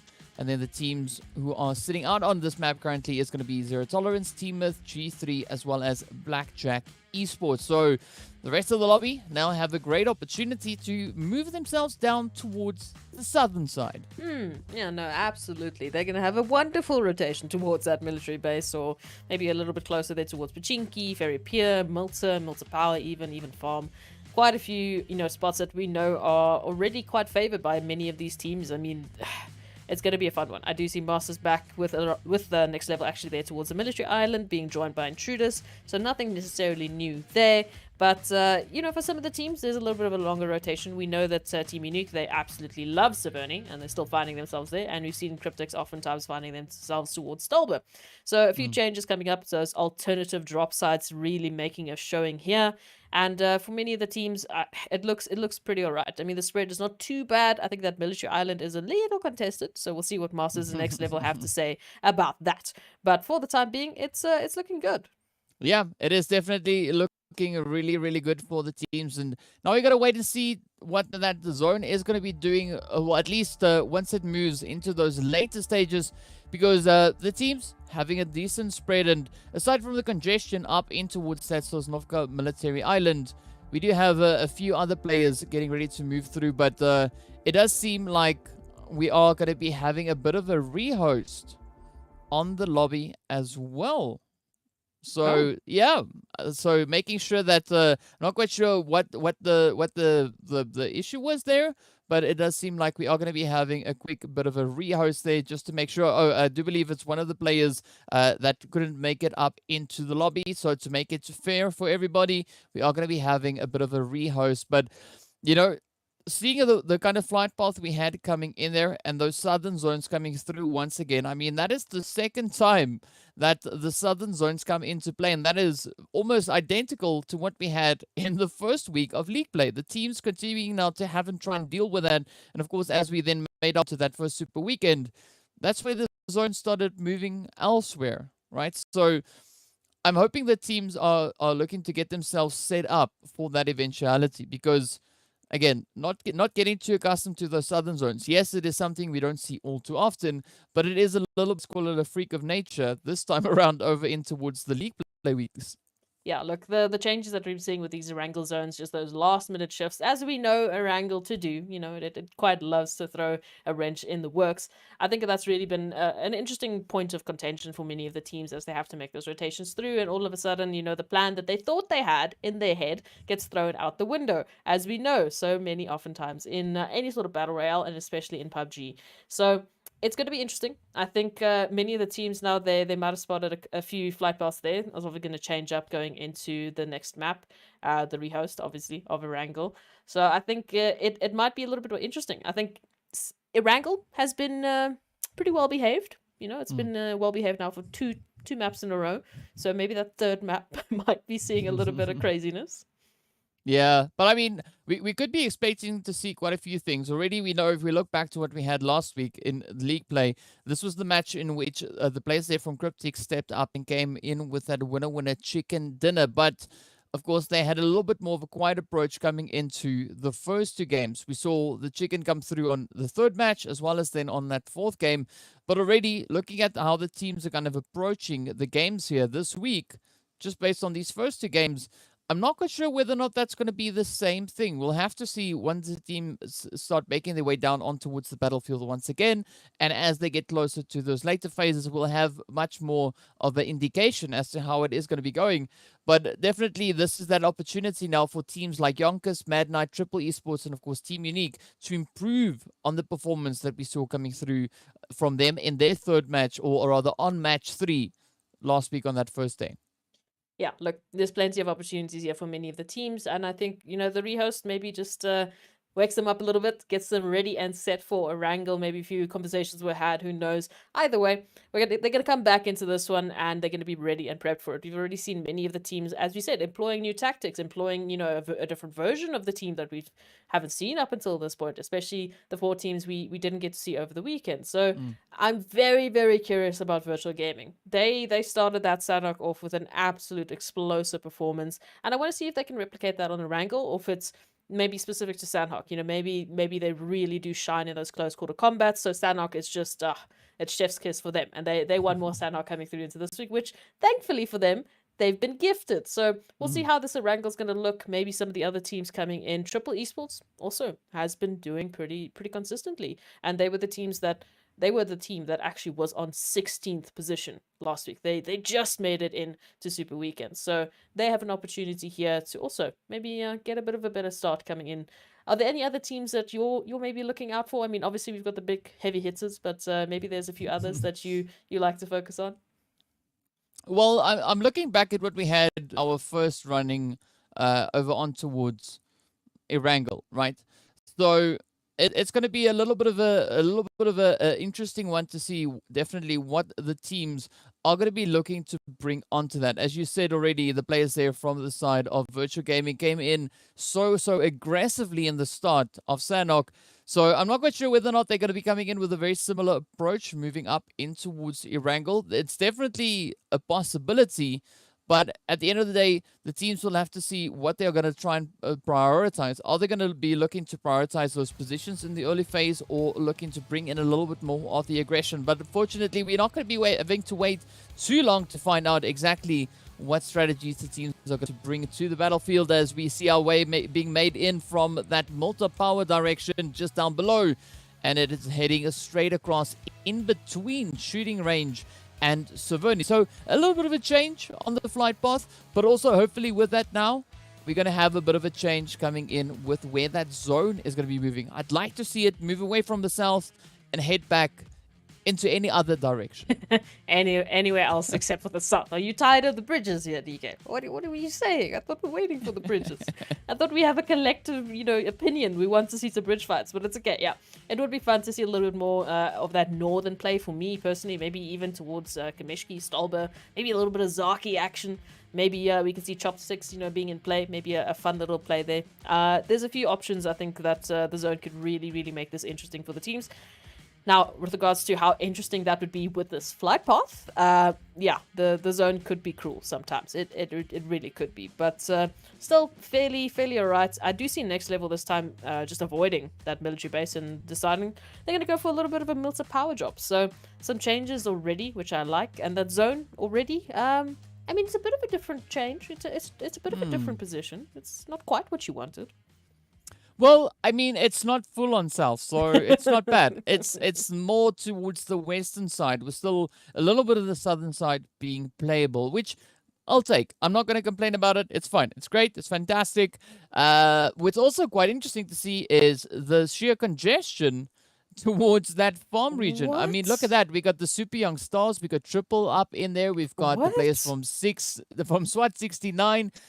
We also have the players from 1 million. So 4 teams dropping in really close proximity to each other. But hopefully we'll see those rotations now come in as the teams could potentially be looking to break it up. Because you don't want to get caught in a position like this in the early game. No, we don't like this sort of pack of Skittles right off the bat on an Erangel, especially like with the changes coming through. I mean, you know, we're not the only team that we normally do see here is 1 billion, who of course we know is here towards Milta, but G3 Temper obviously not in this one, so they can't really jump in with the action. But I think they if they see this, they'll be like, what? Why? Why can't we be here? But all right. Triple Esports, Zero Young Stars, and SWAT 69. And you can see just that scramble coming through. Well, we can see. We can take a look at it just now, but it's an immediate disengagement. Everyone just like, I'm not starting this Erangel like this. So at least, okay. I was a bit worried there, DK. I thought we were going to see some shenanigans happening here towards farm. Let's just blame it on FOMO, right? That's what it was. They just had a fear of messing up. They heard they heard that there was something happening. Something was popping off over there, and they had to go investigate to make sure that they can figure out what exactly is happening on that front. But yeah, it is still relatively jam-packed. It has started to kind of thin out a bit. We now see the players from the side here of SWAT 69 holding on to the compounds. Triple, Maestro, and of course his teammate there are going to be the final 2 to rotate up in it towards the zone itself. Now looking to rejoin up with the rest of the team, but the rest of the players there, Thor, of course, finding himself right up alongside the players from the Super Young Stars. So they're not really moving too far out of these challenging positions. They merely seem to be just rotating up a little bit more. But we also did see Framar really taking some good initiative and pushing all the way towards that western side. I do like this. A little bit more of a sort of scouting approach, which they can bring in and really take advantage of. So rest of the teams now, other than the Skittles pack that we still see a little bit there towards farm, relatively split out. You know, they're going to take their looting phase a little bit more cautiously, get themselves set up, and then we'll start seeing a little bit of that action coming through. Look, Sanhok was crazy. You know, Sanhok there towards the end, even though the teams had a fantastic start, they lost off there towards the end, thanks to the crazy rotations, as we know. Now they get to reset, come back onto the lovely, lovely Erangel that we all know and love, that we all very much know. And these teams especially do, because it's the only constant they can work with every single week so far. But yeah, I don't dislike some of the rotations I'm already seeing. Even Darkness already getting themselves into zone, might be getting a little bit close there towards, you know, the contention we saw at farm, but the rest not looking too bad. I did see Cryptics and Lusail once again finding themselves there towards Georgia Pool, so it's looking comfortable for the rest of these teams. But those zones rotations, we know on Erangel, they make things fun for these teams. So fun. Yeah, it's going to be a lot of uncomfortable fun for them as they now have to try and find another spot to go to. And we do see a few of these hits now continuing to come on through as the Super Young Stars are looking to pick up a few of those eliminations. SWAT 69 now a little bit spread out, but they are looking to condense the position.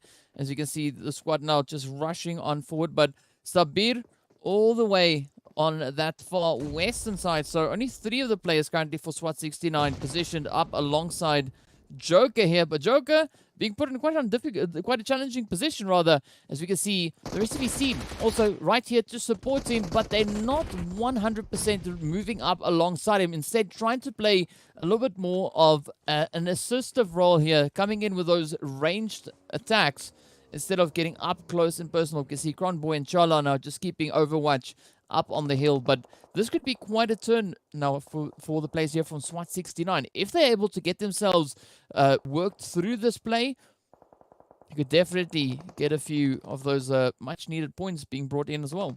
Yeah, Super Young Stars, especially after that previous Sanhok, they want to start this one off with a little bit of a bang. And as we see the players there from 1 million just on top of the high rise, we also need to be aware that Darkness is also very close to this little bit of contention that's happening here. So SWAT 69 really under pressure alongside Super Young Stars as they find themselves in a potential sandwich. But we'll see how this one turns out for the time being. Cronboy just throwing a couple of nice shots there towards the ridgeline, just giving a bit of a warning to 1 million, saying back off. Okay, just wait. We're dealing with a different team right now. Give us some time here. And SWAT 69, that return coming through Sabia's here. So it's a 4v3 for now, right? I say a 4v3 for now because there's a few other 4s and 3s that might be joining the party later on, especially with the rotations coming through from Virtual Gaming. They might take a line straight through farm, which we can see many of the teams looking to get those early eliminations so that they can focus on placements and really get a good game. Yeah, Gatka's also getting a little bit of love as we have over a few positions being played over on towards that Chopsticks region. But for the time being, the focus is going to be on this eastern side, right?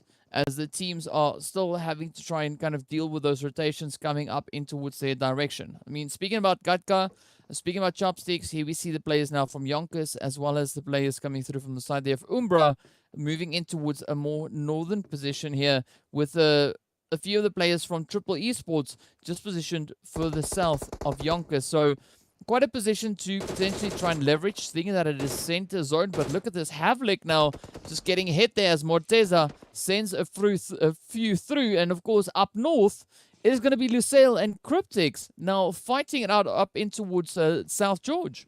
Oh, okay. So, I mean, we've seen them drop next to each other quite frequently, but this contention might be a very fun one. As you can see, some rotations coming through. YONKOUS and Team Umbra still finding their feet, still looking to get into this one and maybe pick up a couple of eliminations as that zone is steadily closing. Still just slime for KT, basically, in Virtual Gaming that need to finish off their rotation. Lusail also taking a bit of a wide stance there. I'm not sure if you see that, so that might be an interesting rotation to look at. And yeah, no, I'm very curious to see how this one's going to pull. I think the winning condition for many of these teams is going to be the zone pool because the rotations are not going to be fun. Wow. Yeah. Well, the zone, I'm quite a big fan of Chopsticks, right?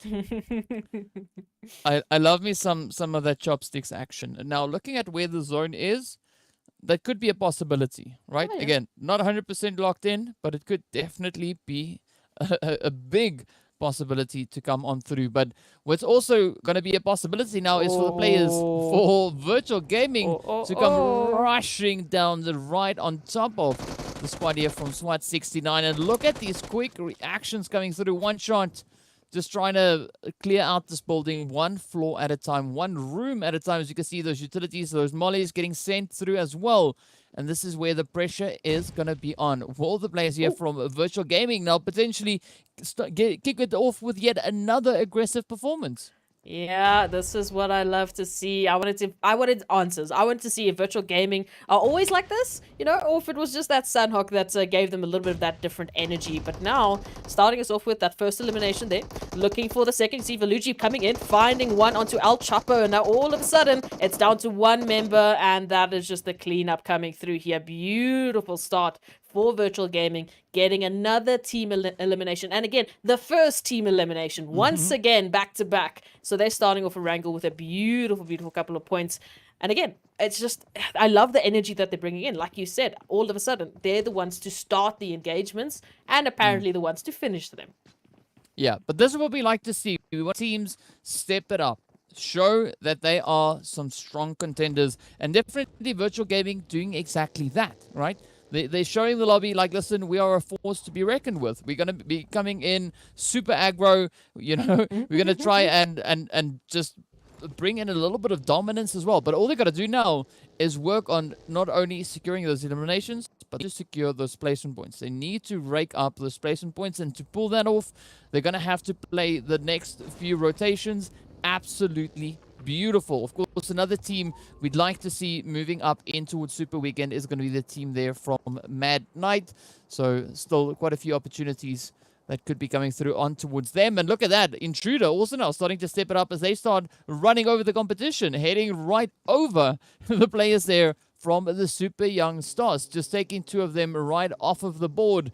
And this is a good approach. Again, the aggression now coming in from these teams, knowing that they have to give it their all to make it into that second Super Weekend. Yeah, the teams that we were talking about that, you know, had that extra bit of added pressure because they didn't make it into the Super Weekend, really coming through with a statement there.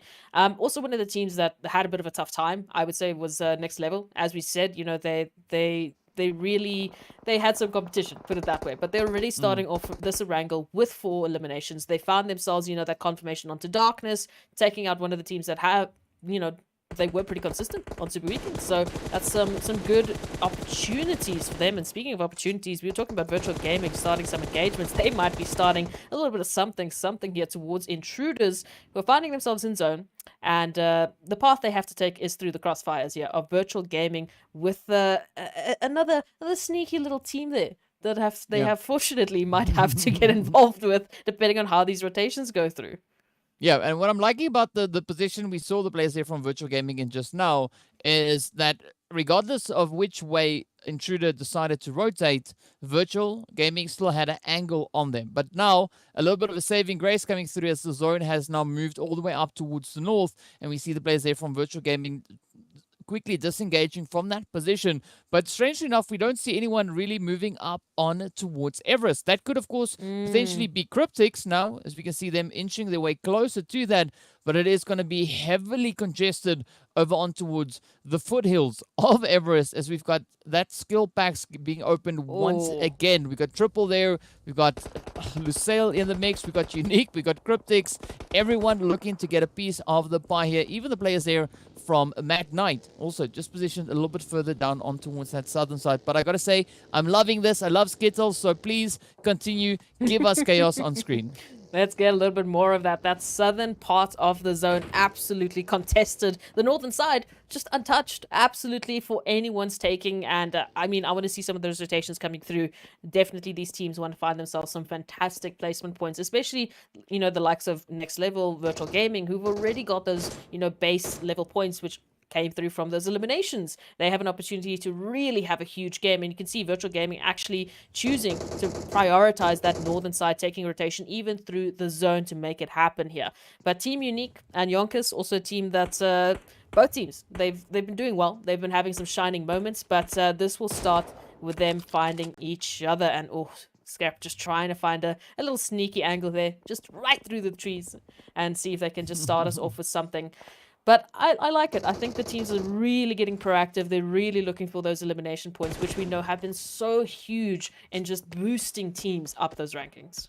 Yeah, and I'm quite happy for the players coming in there from the side of Next Level. We know they are a team that can perform quite well on Erangel.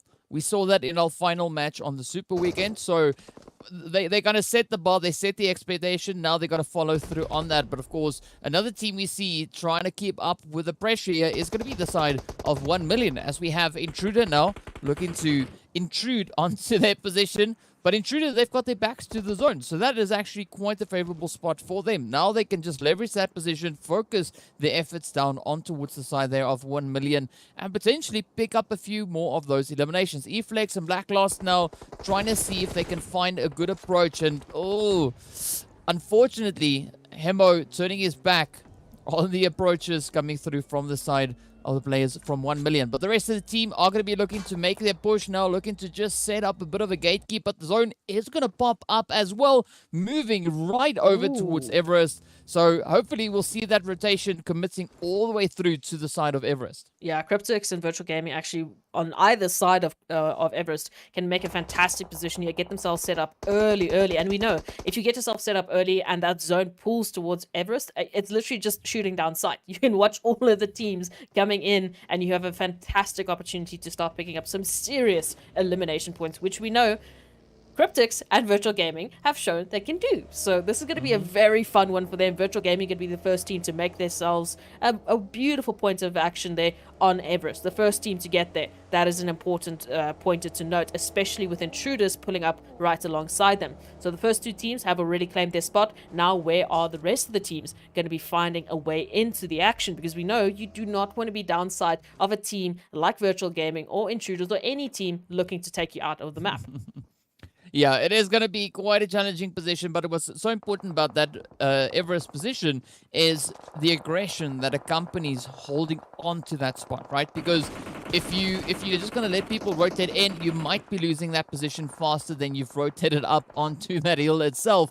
But we see a lot of these rotations are starting to come on through. Super Young Stars just come flying in and heading in right towards the lobby. That was some beautiful shooting come the side of Pramar, but unfortunately Pramar also now getting traded off. Oh, but give that man an award. That was just a beautiful, beautiful shot coming in. But there's still now quite a bit of chaos about to come in on towards the southwestern side. We do see the players from Unique also positioned just up ahead. Lusail having a controlling position within those compounds. But up comes YONKOUS, now looking to rush into Chills. Chills, of course, putting up the defense. Is not going to be letting them come in that easily. But Havlik, a player that we saw really popping it off, now stepping in and quickly with that swiftly dealing with that potential threat. But now they are still not in the zone. They still have a little bit further to go before they can call the zone home. But looking at the players coming through here, I mean, everyone is looking to make it so challenging for the teams still to rotate in. Yeah, Mad Knight still finding themselves in zone, let alone trying to find a way in. And now we turn our attention here to Team Umbra and Masters Esports. Two teams we know have done some fantastic work in the past year, looking to take each other out. And unfortunately, it's not going to be a fun night for them. Let's take a look and see how they're going to manage this approach, because 1 million just on the high rise might get involved as well.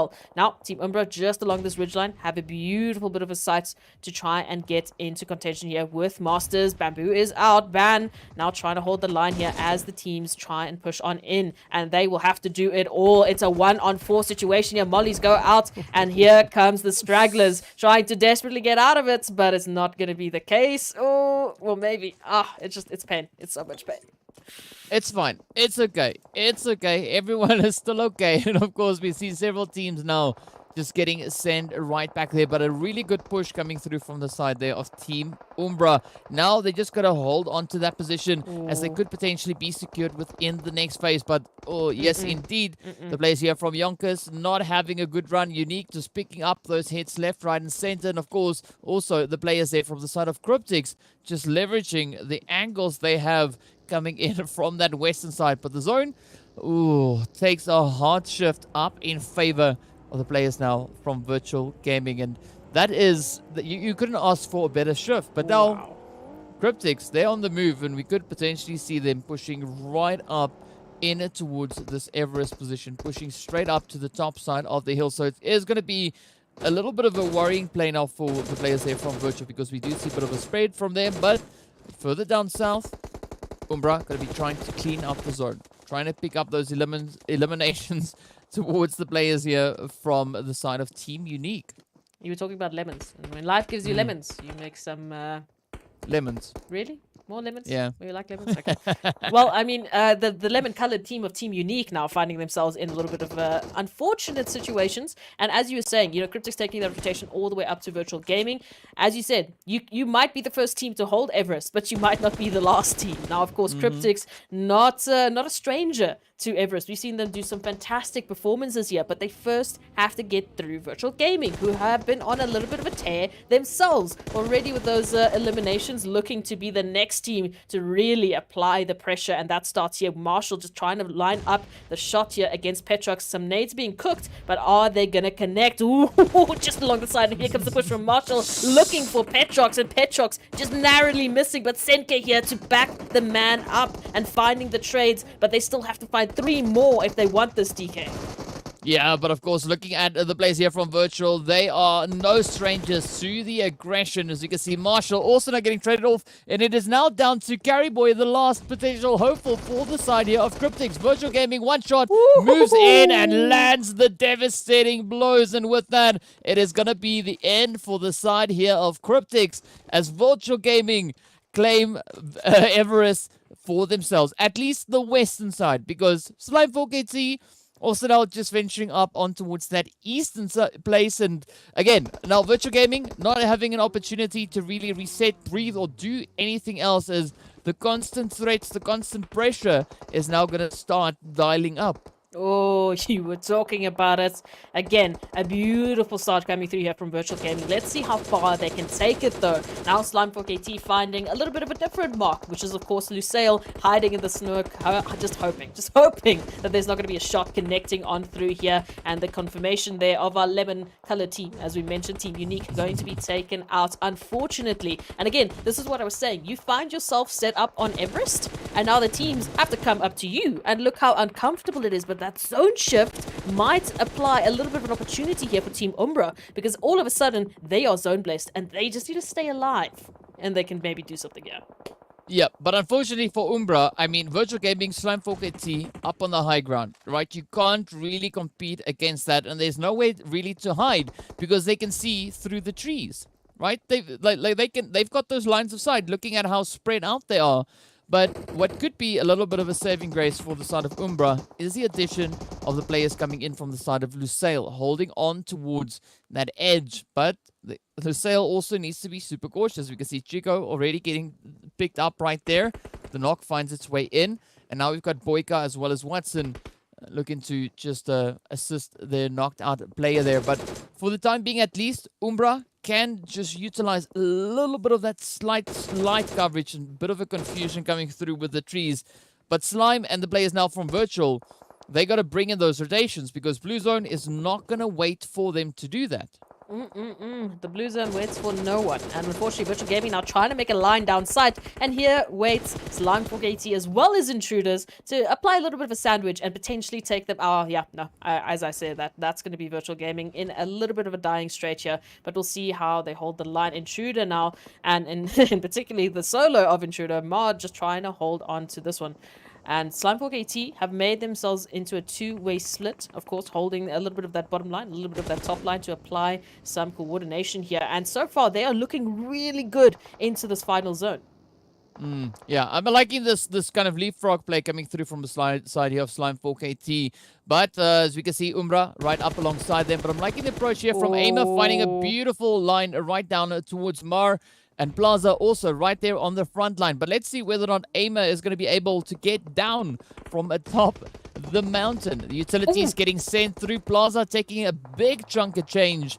But now Umbra looking to be a little bit of a thorn in the side here for the teams. It's like they've been forgotten of a slight tad bit. And that is a beautiful opportunity now for them as we see Shadowwind, Wasted, and PRZ just holding on towards that eastern side. Plaza with a quick reposition, trying yet another time to get those hits in, but this is where we see Umbra now starting to strike, and of course Mar sending out a beautiful one right up in towards Plaza, but down he goes. Lusail steps up to the challenge. Oh, that was a little bit of a jump scare for me, but Mar's going to be finding themselves going out there. Unfortunately, now Team Umbra, as you said, have been left to their own devices, an opportunity for them to reset alongside Lusail. Now, Slime 4KT, as they try and make their rotation down into the zone, they're finding quite a bit of contention. They've made a lot of noise climbing down this hill, and unfortunately, that means there's a lot of targets on their back, especially from Team Umbra, who have a beautiful spread coming through, but they need to be careful of the flank that could be Lusail Esports, as they also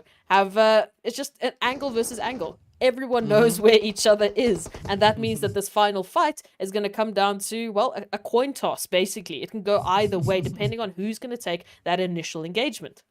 Yeah, you don't even need a protractor for this. You just need to rush forward and push. It is going to be a 3v3v3, as we can see. Everyone now just trying to secure their side of the zone, at least for the time being. But Shadowwind, ooh, he has quite a bit of firepower now working out in his favor there, but that doesn't mean much because it is not going to be stopping those frag grenades as they're getting flung on over. Wasted getting traded off, Shadowwind getting traded off, and now it is down to PRZ and Storm just lighting everything up with his with his M4 there. But PRZ now being put on a bit of a back foot, and this is a great opportunity now for the side here of Lusail to potentially try and come creeping up in towards the zone. Will they be able to get it done?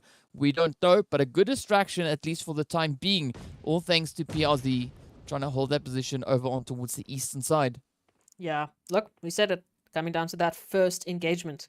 And Team Umbra, unfortunately, the team that was the target for many of these angles that we're looking at. PRZ now are exposed. You go. Storm on an absolute tear as Slimepool KT find their 7th elimination. Now turning their sights on towards Lusail, who unfortunately position known because the smokes had to be popped just for them to find an angle here, DK. Oh, yeah, but it's not over just yet. Lusail now having high ground. And that could be quite a favorable position to leverage, particularly in this stage of the game. But two of the players here from Slimepool KT also slightly up on the high ground. It is going to be a little bit more challenging now onto the side there of Aimer, as they know exactly where they are. But will we see those confirmations potentially coming through? Watson now trying to sneak their way around, as we can see those pixels being spotted.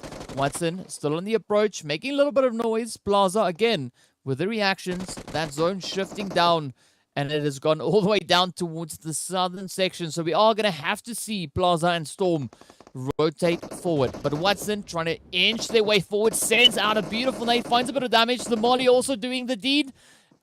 Is this going to be the one? Come on, Watson trying to close it up with a follow-up Molly. Oh, just overshoots, doesn't really find the position. But look at that Storm. A little bit open. Beautiful play coming in from Watson, spotting a fantastic opportunity.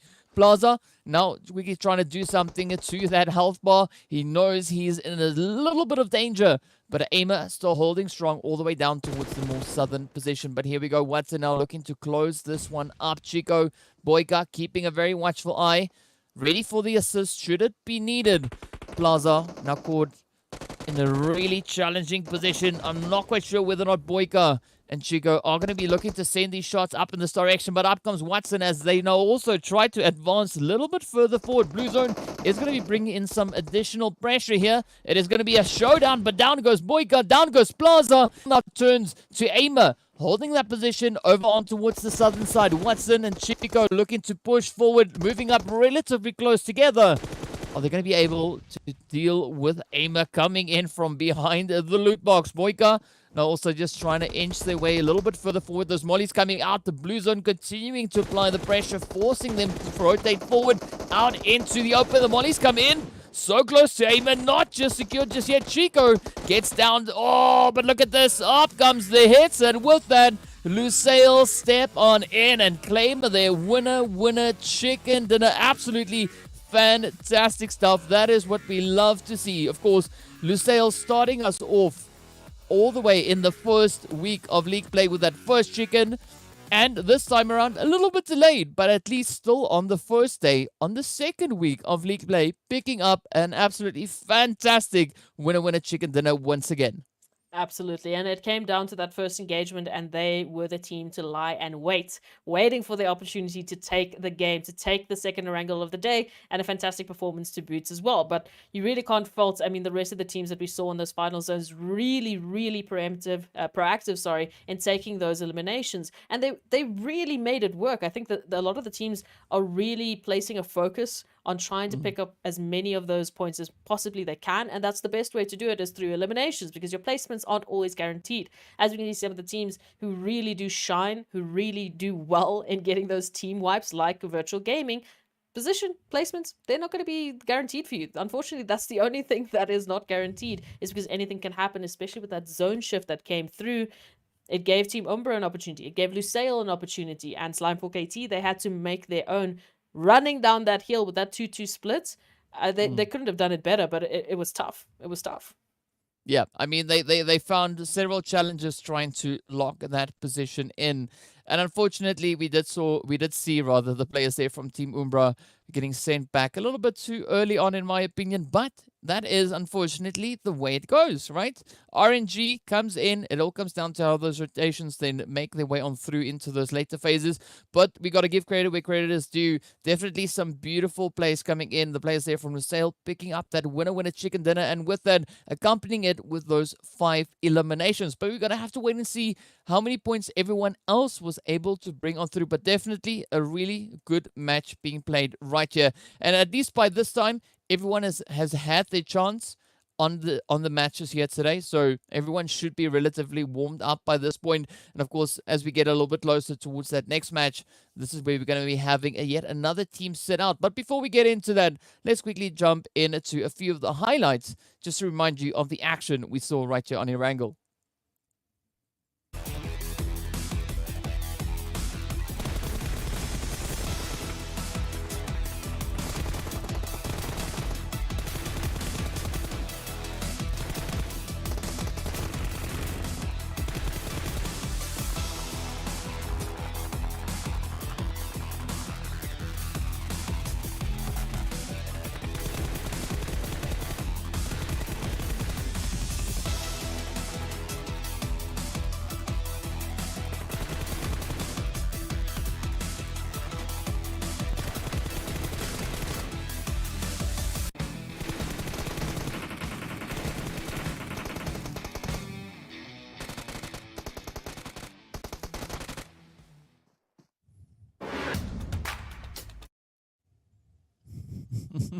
Gotta say, Lusail looked so comfortable and so confident moving through that last zone. So it's fantastic to see the level of I won't say comfort, but confidence coming through from the teams, right?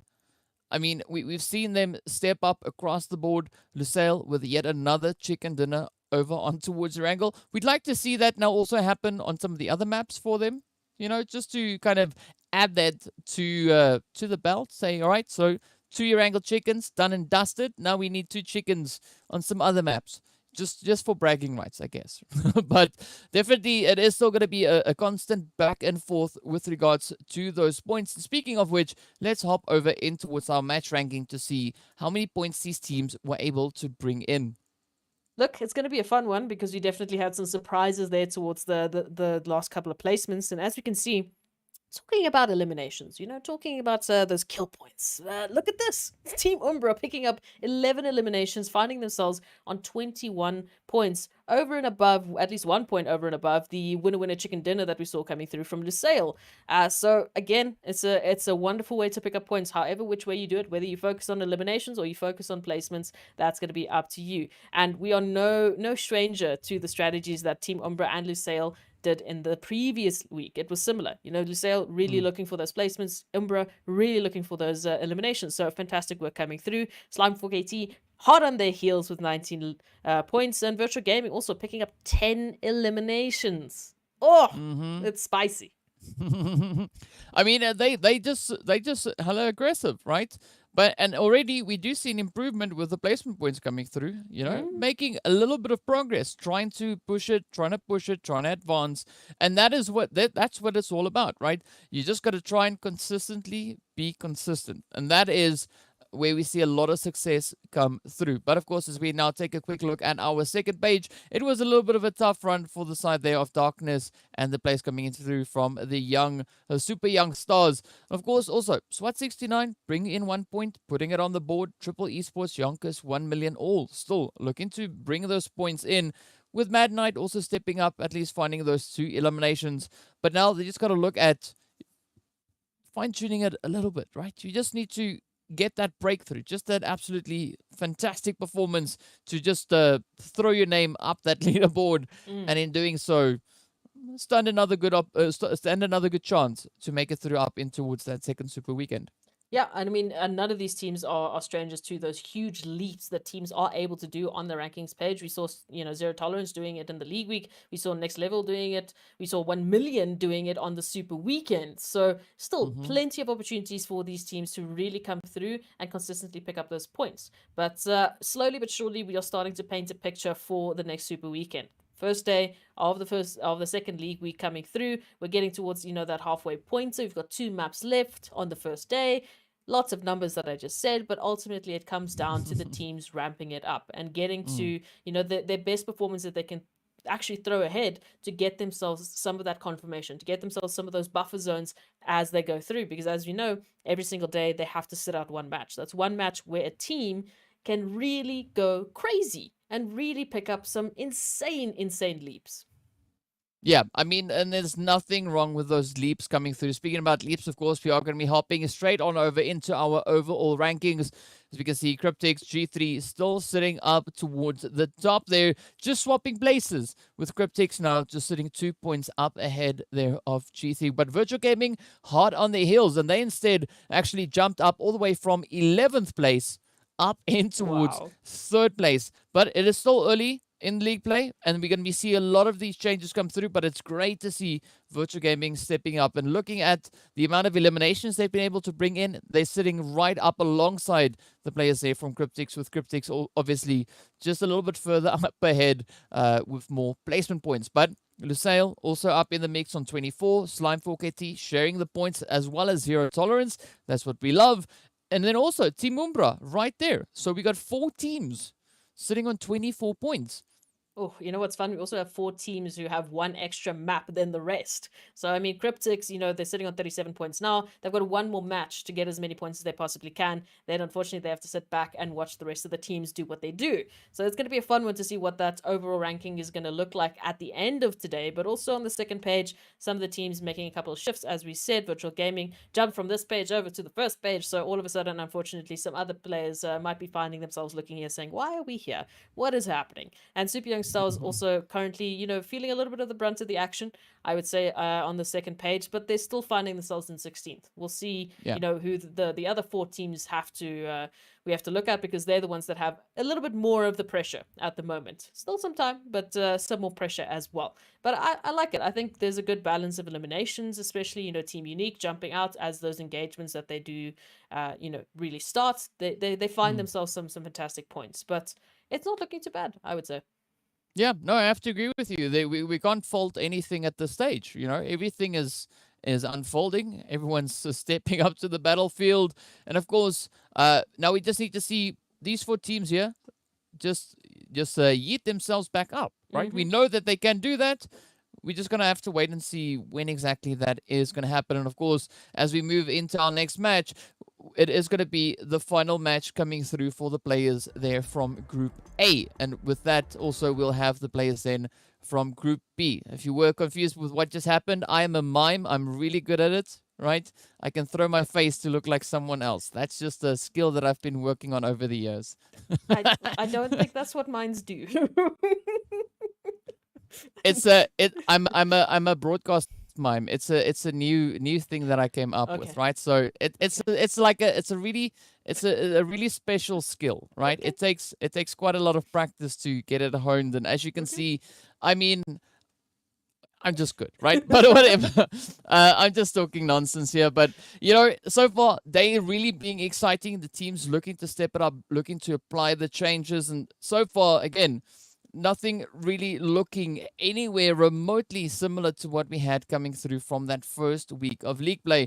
And one thing that, however, is similar, one thing that is the same is our shout out going straight over towards Oppo. So be sure with the upgrade performance and upgrade fun, celebrate your winning spirit with a brand new Oppo Reno 6 series, the designated smartphones for PUBG, mobile, Middle East, and Africa esports in 2022. Now, on that, we are going to be transitioning over into another break, getting ourselves ready for our 4th match.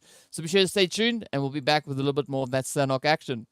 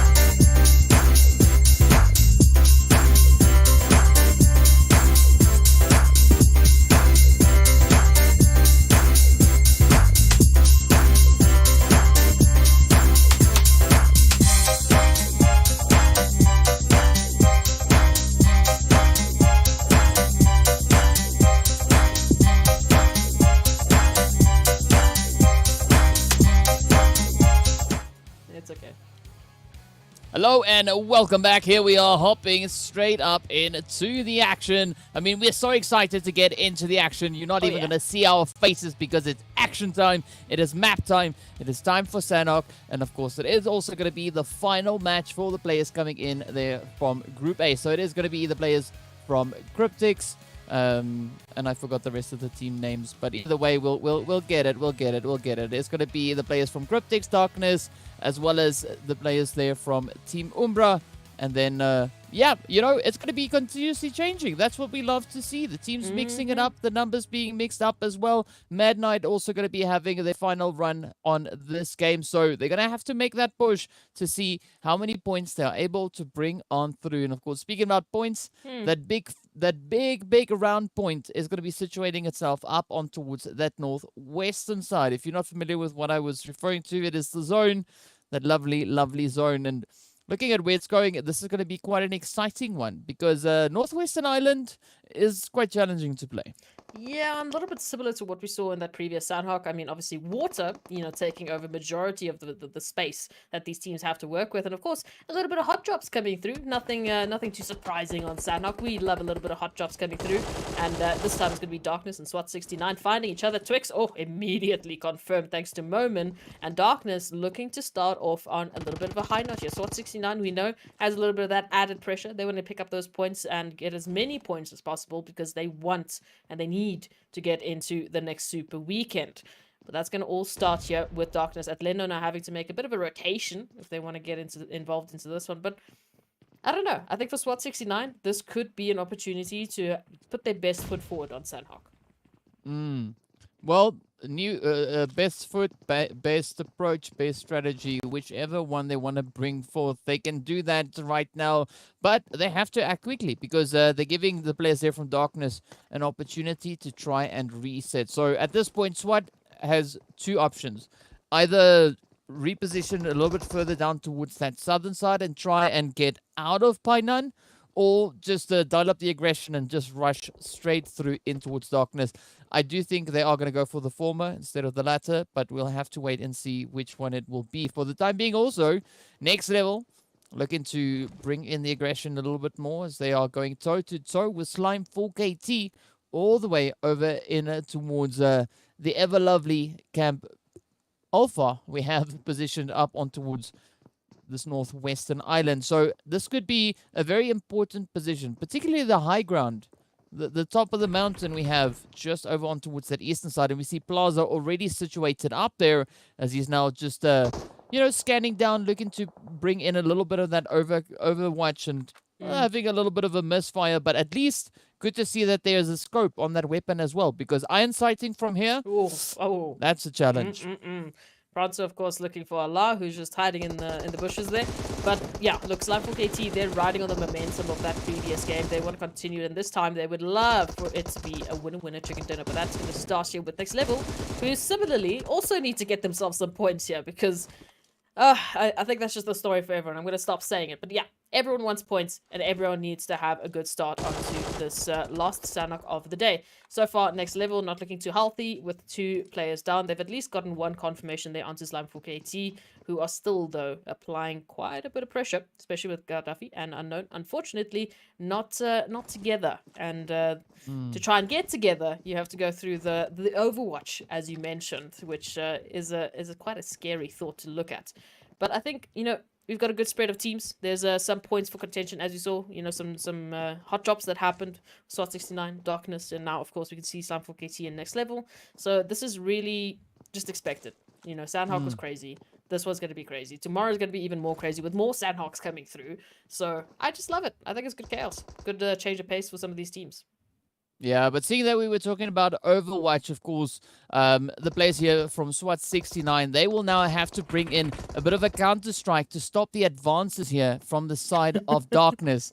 And really alongside with that, of course, bring in a really global offensive if they are looking to make it as far up into this match as they possibly can. But will they be able to fight back? As we can see now, Abir Sabira, are they getting pinned right there in the corner? Manuel going to be looking to close it up. And, oh, just a quick reposition. But up comes another player. So drop shots are getting pulled off. And unfortunately, we will not see that counter being brought in by the side of Darkness. Okay. So, SWAT 69, unfortunately for them, can be sent back to the lobby once again. I think similarly, they got taken out, early in the previous Erangel. So they've had a little bit of bad luck coming through into this one. We'll see how they change it up into the last map or maybe tomorrow. But yeah, no, fantastic work here for Darkness. They're starting off with some 4 eliminations. Really an opportunity to carry this further because they are in Painan, right on the edge of that zone. Good rotation for them. And speaking of rotations, actually, this is really where it's going to come through. As you know, quite a few of the teams finding themselves there towards that eastern side, even the southern side, like Myth all the way by Sami, like Team Umbra all the way by Camp Bravo. But rotations also mean a little bit of something different on Sanhok. Much quicker and also much more chaotic because the space is very limited. And I think, yeah, for some of the rotations we're seeing, I don't know. I feel like that Western Island is just going to be absolutely crazy. It could. I mean, there's quite a few challenging angles to try and cover there, but we see several teams now just moving in. And this is where Next Level will have to be very cautious, right? Because not only do they have to worry about Slime 4KT who's over on towards the western side, but all the other teams now moving up on towards the mountains we see positioned towards the east. And speaking about the east, over in the east towards the bridge, we do see the players here from Cryptics finding themselves in a bit of a spot, because we've got Virtual Gaming now looking to also advance their way a little bit closer in that direction. Also now spotting out those rotations coming in towards the players here from Cryptics as they are just looking to regroup themselves and coming in with a 2-2 split, trying to cover as many of those angles as they possibly can. Of course, there's no immediate need or immediate threat being posed for teams having to try and pull off those rotations, but some rather preemptive decisions being made here. Yeah, and this is a fun one because this is currently, our first team, Cryptics, versus our third team on the overall rankings from League Week so far. So it would be an opportune moment here for Virtual Gaming maybe to take out a little bit of that competition and really start sort of just... honestly, just giving them an opportunity to go into Super Weekend as best as they could, because then they can be on top of the lobby, might be finding themselves in a little bit more of a concrete position. And I would love to see that highlight coming through for them. But speaking of a few highlights, we do see 1 Million Esports just spotting a few pixels there towards G3 Temper, and potentially an opportune moment there for them to hold the line and do a couple of damages, like a little eliminations sprinkled on top. We'll see how that's going to come through. But zone rotations now definitely going to be the key focus for many of the teams, as we can see on the minimap here, especially YONKOUS and Blackjack Esports. Yeah, a little bit of a... as I saw in the chat, someone say that they are sipping the juice.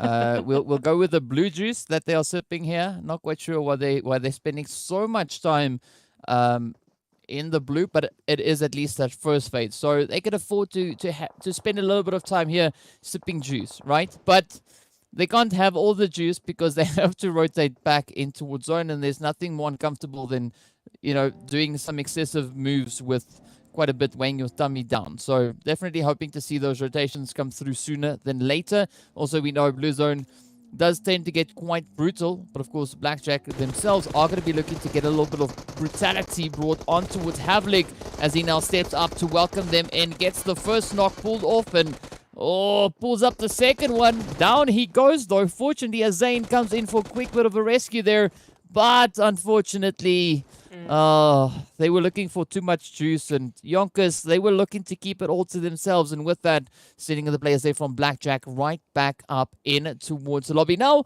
of course, the teams still having to make those plays up in towards the zones. We can see the players there from Zero Tolerance now pushing up along that more northern approach. Of course, Umbra following suit in a very similar way.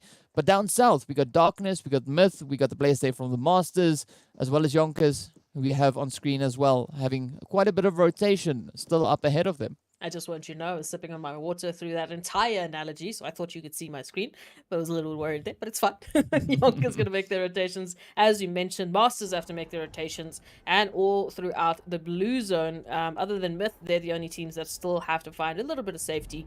But we can see rotations, as we know, Sanhok, pretty quick. We'll see how it ends up happening. Again, Western Island looking absolutely contested. I can't even imagine the Skittles pack that's happening here. But same can be said for that Eastern Island, where we can find Virtual Gaming alongside Team Umbra, right next to Zero Tolerance, with Cryptics looking down their scopes for them. So some absolutely crazy contention that can happen here. But I don't know, Team Umbra right now in quite a bit of a dangerous situation here, because they're the ones that are under the pressure here. They're the ones that need to find a little bit of, opportunity to get out, to alleviate the pressure that's being applied by 2 teams, maybe 3, if Zero Tolerance get involved. Yeah, I mean, this is definitely where you don't want to be in the position that Umbra's in, because Virtual Gaming, we saw already, they are super aggressive, and they've been proving that so far in our first games leading up to this match. But Cryptics also, we know they just perched over on towards that bridge, so it could hamper a few of these plays coming through. But Petrox and the rest of the players here from the side of Virtual Gaming are going to be looking to just make their way a little bit closer on towards Umbra with Shadowin, just trying to send out those grenades, trying to stop those advances. The mollies come out, the smoke grenades come out, anything except for the kitchen sink. Of course, it is tied down for the time being. But here we have now Umbra looking to defend their position. The first one comes through as one shot, lands the head onto what Shadowin is up now to Wasted and Morteza to try and keep it all together. It's going to be a 2v4 push in favor of Virtual Gaming. Let's see, will they be able to pull this one off for the time being? Just dipping, diving, and dodging around the utilities getting sent in their direction. But there we go. Umbra starting to make a bit of a stand here as they pick up the first knock. Or Wasted trying to push up the opposite end. But down he goes as Zeus comes thundering around that corner. Just beautiful strafing. But now it is down to Morteza to try and maybe close this one off. Let's see, will Morteza pull it? Ah, so close. Oh, picks up 2. Come on.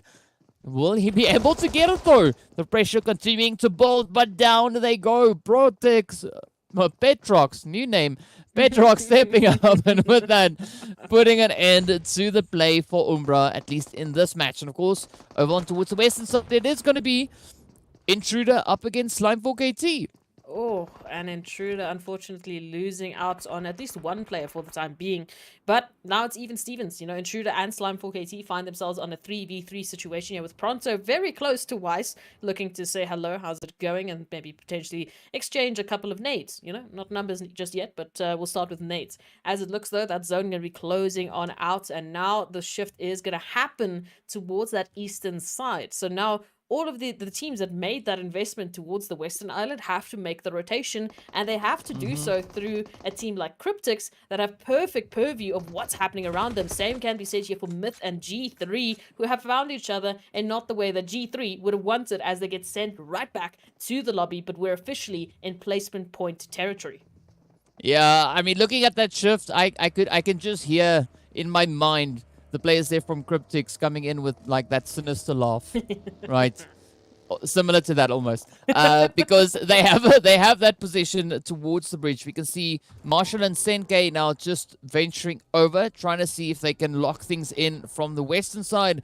And then of course we got Carry Boy and El Chapo positioned over on towards the eastern side. So a bit of an interesting decision being made there, but it does seem like Senke and Marshall will, of course, just quickly rotating across to go fetch something instead of committing to being positioned on towards that side. But now it's going to come down to how they are able to hold on to these positions, because with 12 teams still left in this game, it is going to be a pretty tough one. And what's also going to be pretty tough is going to be the rotation, or the botation rather, coming through for the entirety of the players here for the Masters. I like this though. They could potentially pull up right beside or alongside, depending on how you want to go. My brain just put them together, right alongside Slime4KT, and there's a potential for them to take that even further, obviously, into the zone and really take advantage of that northern side of the island. So this might be an interesting one. Just please make it. Firstly, we've seen what these long rotations can do to people, and we're only 3 layers deep, but still, let's not see Masters getting taken out by the blue zone today.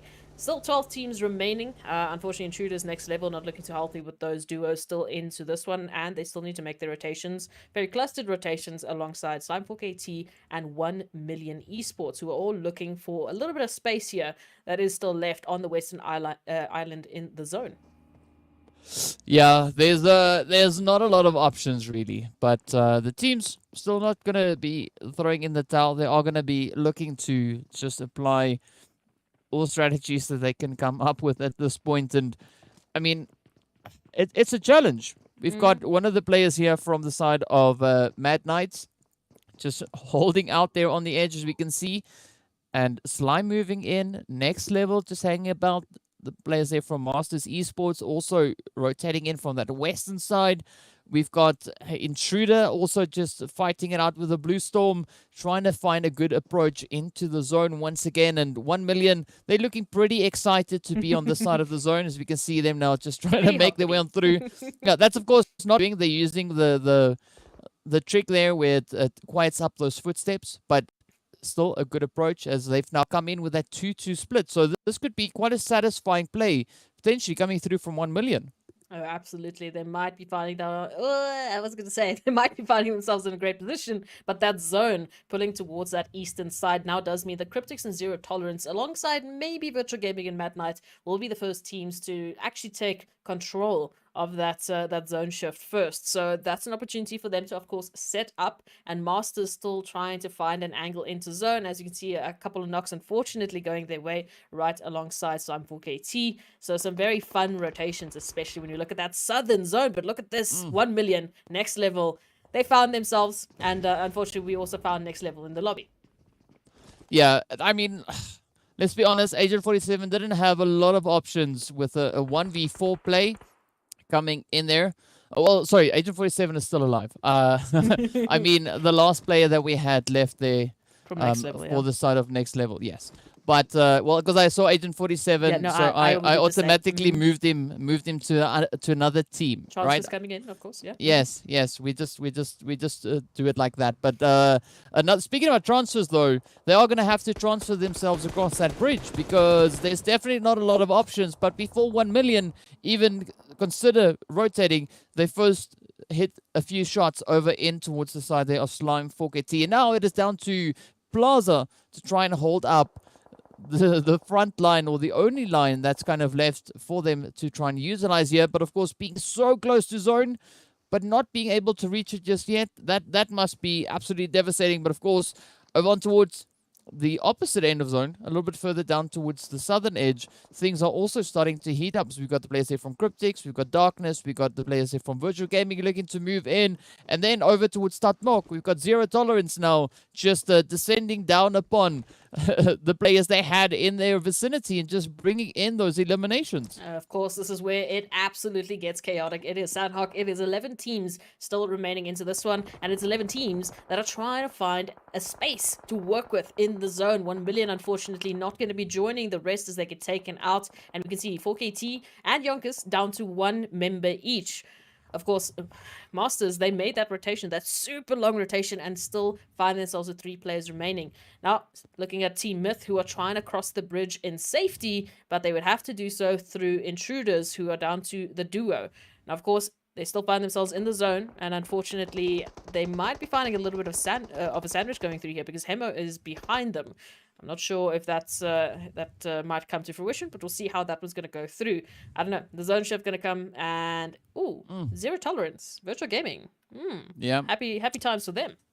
Yeah, but of course, there's still a bit of a challenge coming through there, as we can see Cryptics now just inching their way a little bit closer to the edge of that zone. The Masters, the players there from Masters Esports, rather, having a little bit more of a challenging play. Ban getting knocked right on down. It is now up to Bamboo to try and rock it out and push as far up in towards that zone as they can. Meanwhile, the players there from the side of Intruder Africa also now getting sent on back. And well, it's down to our final 9 teams.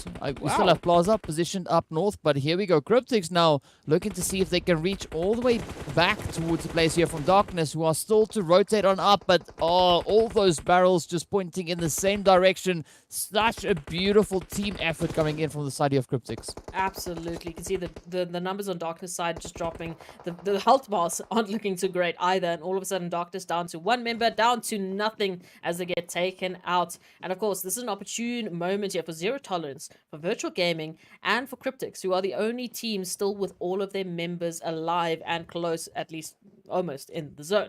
So, looking at that, Slime 4KT and Plaza, the solo and the last remaining hopeful, they're trying to hold the line alongside Mad Knights, who might pull up and maybe take Plaza out for, you know, a little bit of a journey back to the lobby. But still, 7 teams remaining, and Virtual Gaming now applying the pressure back to Cryptics. Yeah, and this is what we love to see. I mean, Virtual Gaming really now in the contention here to keep on pushing for a potentially strong finish. Already making it up into top 7.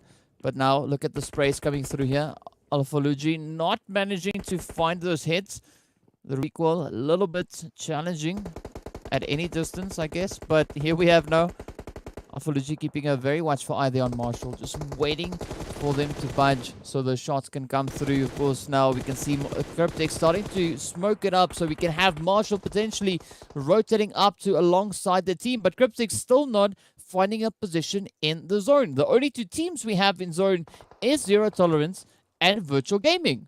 Oh, this is absolutely crazy now. Cryptics finding themselves in a little bit of an awkward rotation, because which way do they go? Do they go towards Zero Tolerance? Do they go towards Virtual Gaming? Now, looking at it, they might start it off here with taking out Plaza instead as they head a little bit more towards that northern side. Now, Plaza nading.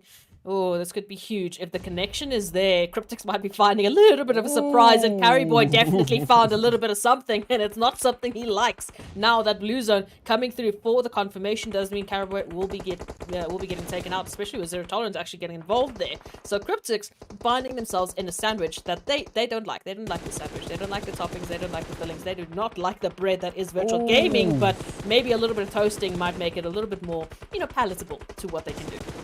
Yeah, but I'm pretty sure they wouldn't like the taste of that either, as we see now Mad Knight also getting devoured by the blue zone there. But look at the players that are coming through from Zero Tolerance. They're starting to expand their position within the zone as 4KT also gets sent back, and the pressure continues to be put onto the players from Virtual Gaming. The zone now shifting up in favor of Zero Tolerance. Cryptics facing quite a bit of a challenge here, having to try and find their way into this next phase. Marshall going to be keeping the focus all the way over on towards Zeus. That blue zone is going to start closing up within the next few moments. We can see that counter just ticking away.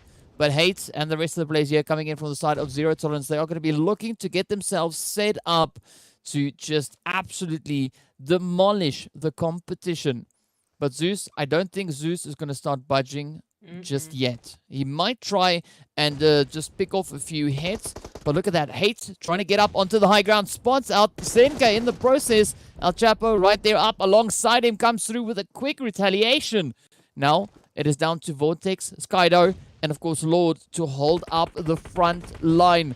Will they be able to stand a chance as Cryptics now start rushing on forward, just dipping their toes in the blue before pushing back again? Here comes Marshall. Here comes El Chapo. Oh, down goes Marshall. It is now down to El Chapo. But of course, Zeus, as I said, is going to be coming in with being quite a bit of a thorn in the side here, just tapping away before getting taken out by the blue. Oh, El Chapo under fire. Lord ceasing the engagement. Oh, but there we go. That's what we wanted. A beautiful follow through, a Zero Tolerance step up and claim the winner chicken dinner. The smiles we see on their faces there, I'm pretty sure we can see it on their faces right now. I'm just imagining it. They should be so pleased. But what a beautiful chicken dinner that was coming in there for the side of Zero Tolerance. And I mean, just looking at how they played that phase, they made it so challenging for the teams. And I mean, the strategy is really working out so great in favor there of Zero Tolerance. Exactly, and it's the break that they've really needed, right? We said, you know, they didn't do badly, whatsoever. You know, they also were one of the teams to make a huge leap in the first league from 20th to 10th, and they're going to start it off with a fantastic game here on our last Sanhok of the first day. So for them, they're picking up some fantastic points. They're getting themselves really set and prepped for, you know, the last match and, of course, tomorrow. So a good start for them coming through, and I think we've gradually seen this change from them coming through for the entirety of the today. You know, they've been close closely getting towards that top 5. They've been closely, you know, making sure they're getting those team eliminations quite early on and then take that through. So great consistency coming through from them. And I think that overall ranking is going to be very interesting when we take a look at it later. But for Cryptics, as their last match of the day, couldn't have asked for a better, you know, well, I guess they could have asked for a win-win chicken dinner, but second place will have to do for now. Either way, they're going to pick up some great points. And again, I think that they should be quite pleased. You know, they should be all right. Yeah, it's not as a devastating performance as we saw last week, but that tells me something, right? The teams coming into this first day of league play in the second week really looking to bring several changes to the battlefield. And I mean, so far it has been pretty evident looking at how the teams have been performing over the past 4 matches. So some beautiful action already making its way through. And with that, as we said before, it is now, that was the last match coming in for the players from Group A. So it is Group B, C, D, and E still having now to still wrap up their final match of the day, and we could still see a few changes coming in on that battlefield. But speaking about changes, we also have to take a quick look to see a few highlights coming in from this past match. And I gotta say, well, this one was a pretty challenging one. That zone really committing over towards that western side and then just yeeting itself back over on towards the east. But, well, let's have a look at the highlights to see just a few of those amazing plays.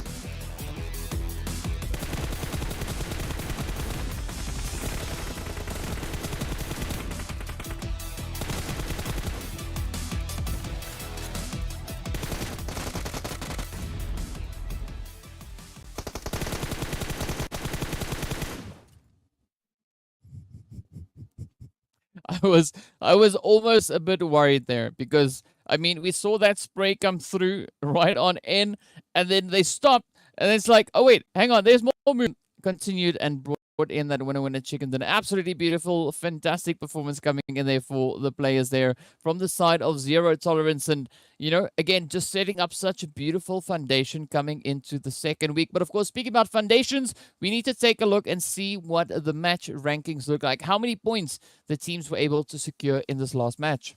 And it was a fantastic match for Zero Tolerance, picking up those 24 points with those 9 eliminations, just leading the pack in every which way and form. Of course, Cryptics not far behind them with those 19 points. And Virtual Gaming, a team that's really been showing their aggression and their proactive decisions coming through for today. And they're picking up 15 points again.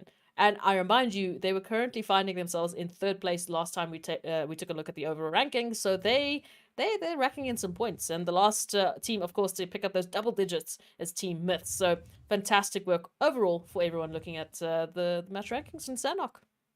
Yeah. And then, of course, as we look onto the second page, it was a little bit of a tough run coming in there for the side of Team Umbra and Blackjack, as well as SWAT 69. Not quite sure why. You know, we saw these teams getting taken out so early on. A few mistakes being made out in the blue zone, but it's fine. It's okay. It's only the first day. Things can still be rectified. But G3 also coming in with a 1 point there. Next level coming in with a 2 points too on the board. And that is what we like to see. The points still being brought in. 1 million, of course, sitting on those 4 points. We'd like to see several more points instead for all the teams. But, well, we can't have everything we want. So we'll have to wait and see what the teams are able to bring in as they continue forward. And, of course, how these match rankings are then going to be impacting the overall leaderboard. And we can take a look at it right now. So, I mean, we said it, we found Virtual Gaming in third place. So, after that Sanhok game, they might be finding themselves in something else. But Zero Tolerance as well made a huge stance. So as we take a look at it, overall rankings, where do we see that? So a little bit of a spoiler. We can see Super Young Stars at the end, but it's fine. We'll come back to it. I don't know, DK. I think we had quite an opportunity for many of these teams to really make a splash, especially with the addition of Sanhok coming into this one. Yeah, but there were some great opportunities, and as we saw in a Super Weekend, for instance, teams showing some great aggression over on Sanhok, really looking to close a few gaps with that. And now that they've got so many Sanhoks to utilize, I think there's going to be a few gaps that are going to be stopped, and a few new potential gaps that might be created. Yeah, no, I think it's an opportunity. Again, we saw how some of the teams were doing on Miramar, and we saw a little bit of a I guess a teaser of the overall rankings. So we'll take a look at them a little bit later as well. But I think I don't know, the close quarter combats just really seem to shine for some of these teams, like Virtual Gaming, who find themselves so aggressive in taking these engagements. And I do think it's an opportunity for them to really start piling on the points this week. And as we go through the weeks, as these map rotations, start to change up, we'll see some teams, really capitalizing on like your Miramars or your Sanhoks, and some teams unfortunately falling victim to that. And then because of that, we see a very beautiful spread of teams filtering in and out of that Super Weekend, which makes the competition so tough. And it makes it so fun. But here we go. Overall rankings, Cryptics still finding themselves in that #1 spot.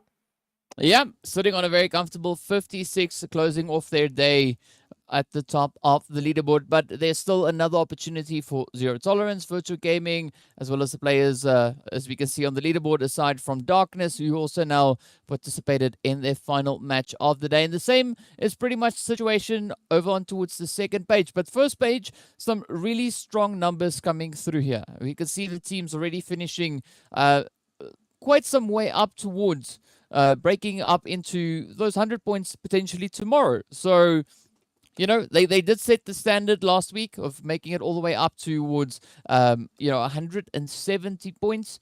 So 56 for the time being. It's a good approach. It could maybe get them close to somewhere there once again. But as we look down, it's good to see the players there from Slime 4KT also being represented here. We got Virtual Gaming, as we've pointed out, really stepping up their plays in comparison to what we saw coming through from last week. But as we see on the lower end of that leaderboard, it is going to be a few teams still having to put in a bit of work. YONKOUS sitting up in that 9th place. Of course, we got Triple Esports, Masters Esports, Unique, Mad Knight up in 14th. So definitely good to see the teams from last week still looking to continue to advance up the leaderboard. Yeah, especially the teams who didn't get into that first Super Weekend, making a bit of a statement and slowly but steadily climbing that leaderboard. So now the last page, I mean, those are the teams that are going to go into this last match, hopefully with a fantastic start. Otherwise, they'll have to come back tomorrow just with that little added pressure in the back of their mind saying, okay, last stage for us to get points.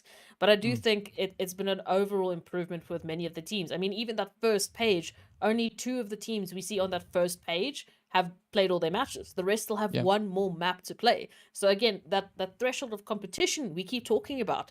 We saw the top heavy rankings last week. This time, as you can see, a little bit more spread out, a little closer, which means the competition is only getting better.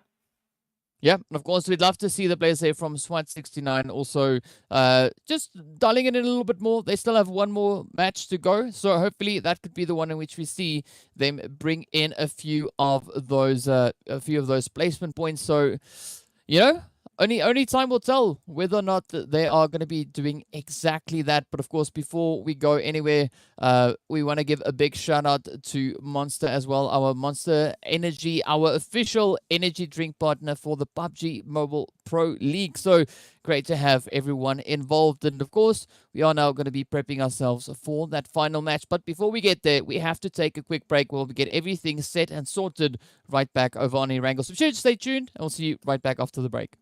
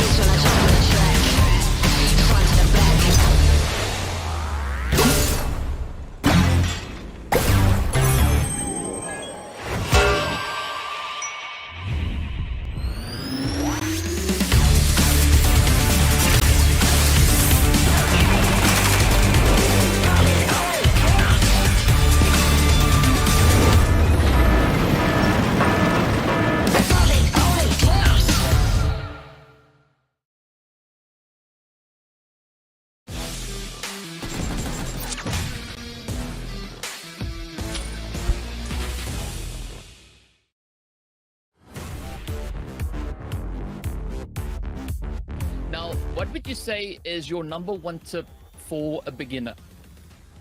Number one tip for a beginner, the way that I learned how to play the game professionally is just to watch people that were better than me. But number one is just to not panic and take everything as slow as you can and take it step by step. All right. Now, in the PMCO Africa, it was some pretty tough competition. Now, as we move into the PMPL Africa spring split, would you say is your strongest competition? The strongest competition, that's actually a tough one because it depends on the map. But I would say, talking out from like a descriptional form, I would say Cryptics would be the strongest competition there because they already have experience in the PGC. Okay. Now, looking back at a few of the performances we saw, of course, coming through in the PMCO itself, right? Erangel, Miramar, those were some of the stronger maps that we saw coming in for you. And what would you say has changed in the meantime? Can we expect to see that kind of same consistency coming through now on towards Sanhok as well? Or where are we kind of with that situation? I would say, looking forward to the maps, there is definitely improvement. And Sanhok is definitely one to watch out for because we worked quite a rotational strategy for it. Miramar, it's still the same, just a little bit more rotational wise center. And Erangel, we all know Africans love it. It's our bread and butter. Now, speaking of bread and butter, I've got an interesting question for you, right? If what would you say would your finisher move be called if Intruder Africa were a character in Mortal Kombat? To be honest, I don't know the game as much, unfortunately. But as a finisher, that's a tough one. You know that ice guy? I can't remember his name. He always had a lovely finisher with the ice spear going through the head. That's I've got an image of that actually in my head now as a finisher. So very similar to Sub-Zero. Yes, Sub-Zero, that's the name.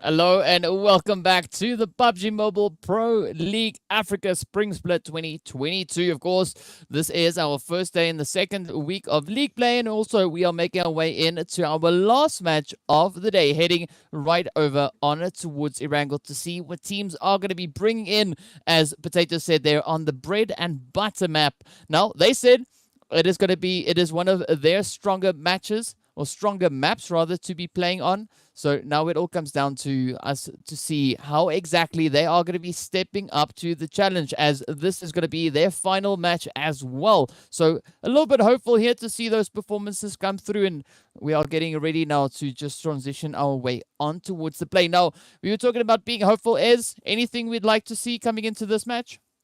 I do want to see Intruder picking it up. I do want to see them, really piling on the points. Because as we know, one of the teams that didn't make it into Super Weekend, one of the teams I really want to see in Super Weekend. I want to see them really duking it out in that absolute gauntlet of maps. But it's going to start off with the flight path, of course, coming through from Stalber all the way to Military Base. So once again, a little bit of a change up with the flight path. Well, a change is as good as a holiday, but I'm pretty sure no one here is looking to go on a holiday just yet.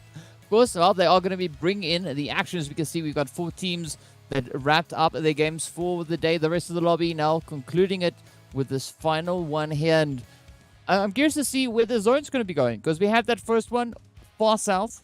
Well, more south than anything else. And then we had our second one moving a little bit more towards that western side, finishing right there on the foothills of Everest. And now it's up on the table, right? It can swing either which way coming into this last match. If we know anything, looking back at last week, it could maybe be another southern one. But, of course, we are aiming for north or the east or west or even smack dab center. Anywhere would be quite satisfactory. Except for south, right? That's what you were going to say. I'll tell you now. There we go. Now I can speak because the zone came in, right? I've learned that you don't say I don't want it to go there. You just say I'd like it to go there or there, because when you say Somewhere I else. don't, that's where it goes. Well, the zone maybe heard your prayers. So as we're going to be heading through to the western side of Erangel, we do see quite a bit of a spread coming through here. Many teams, unfortunately, finding themselves shoulder to shoulder, as we can see with YONKOUS and Zero Tolerance coming through into this one. And once again, we see the Skittles back there towards Farm for some reason. We've got Triple Esports, SWAT 69, and of course the players there from G3 Temper finding themselves all close and personal. I mean, even now, Triple Esports making their rotation right into Super Young Stars. So that's going to be a little bit of a fun one. Oh, this is what happens with Skittle packs. Yeah, it could even be a little bit of Smarties as well. We're not quite sure which one it is, whether they are candy-coated chocolate or candy-coated sweets. It could be either which of those, but definitely a good start here for the side of SWAT 69. One of the teams I said I'd like to see them bring in a few more points coming into this final match of the day. And of course, in doing so, they could make things a little bit more comfortable for themselves coming into tomorrow's games. So a little bit of pressure there, no stress. But now, if we look all the way down towards the southern side, we do see the players here from Masters Esports as well as Next Level just making their way through the military base. It doesn't seem like they are going to be looking to contest with each other for this position. Each side respecting the opposite end of the military base there. And as we know, there's some pretty decent loot here. Enough for both these teams to get themselves looted up before rotating back up in towards that zone. And I think for Next Level and Masters, it's a little bit of a change up from the Super Weekend to have a new familiar face on the military island, which is of course Intruders, who we are looking towards to see what they can bring into this one. And rotations will definitely be a little bit fun as we take a look at that southern part of the zone, with SWAT 69 and Super Young Stars being right close and personal to potentially hold the line. But ultimately, it's not looking too bad. We do see G3 Temper, picking up a little bit of damage there towards Triple Esports, who might be flung out of cars for a little bit, but we'll see how that one's going to end up. Either way, this is what comes down to those rotations. As we saw, those Skittle packs, the Smarties, whatever you want to call them, it's what happens. Unfortunately, you might be finding yourself alone and isolated, and unfortunately at the hand of mercy as the first couple of eliminations that come through. But still, 16 teams left. Nothing crazy just yet. Everyone's just trying to find a little bit of a spot in the zone, which, I mean, ultimately, the only team we really see towards that western side is Lusail. Yeah, they are far on the western side, but of course they drop up in towards North George, so they made sure to get to their usual position, and we've seen that be pretty consistent for them whenever they are on the map here of Erangel.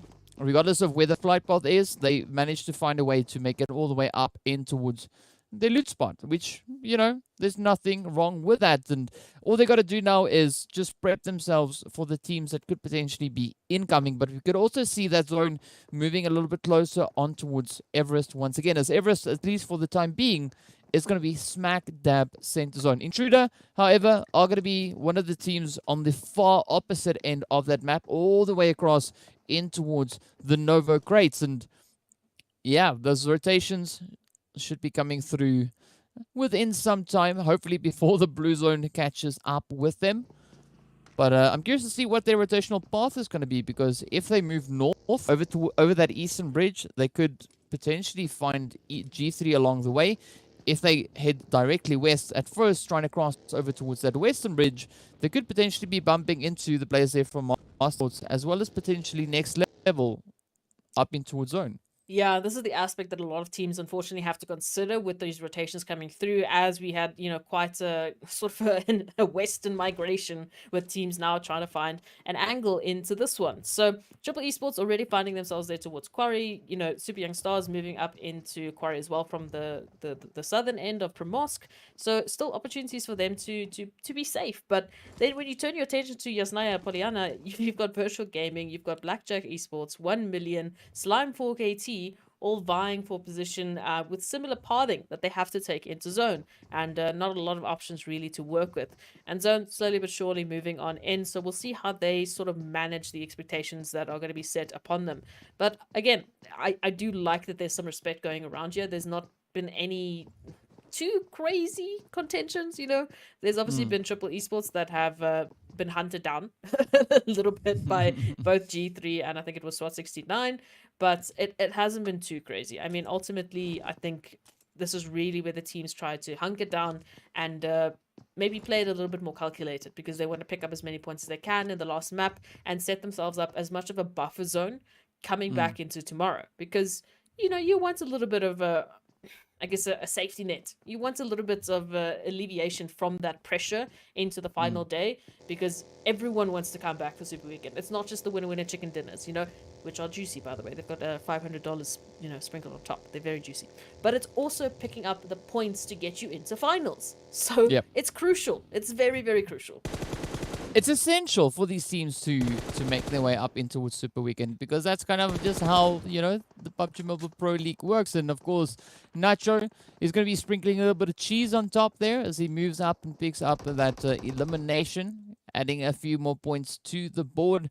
That, of course, being at the cost there of the players just all around them. And Intruders really having a little bit of a tough rotation. We do see Rauf already finding that gap on through, but now we got to look to see what the rest of the team will do. Meanwhile, Gaddafi is going to be making it a little bit difficult for the side here of G3. I mean, I understand why G3 were hanging around in this region, waiting to see who will be rotating up from that southern island.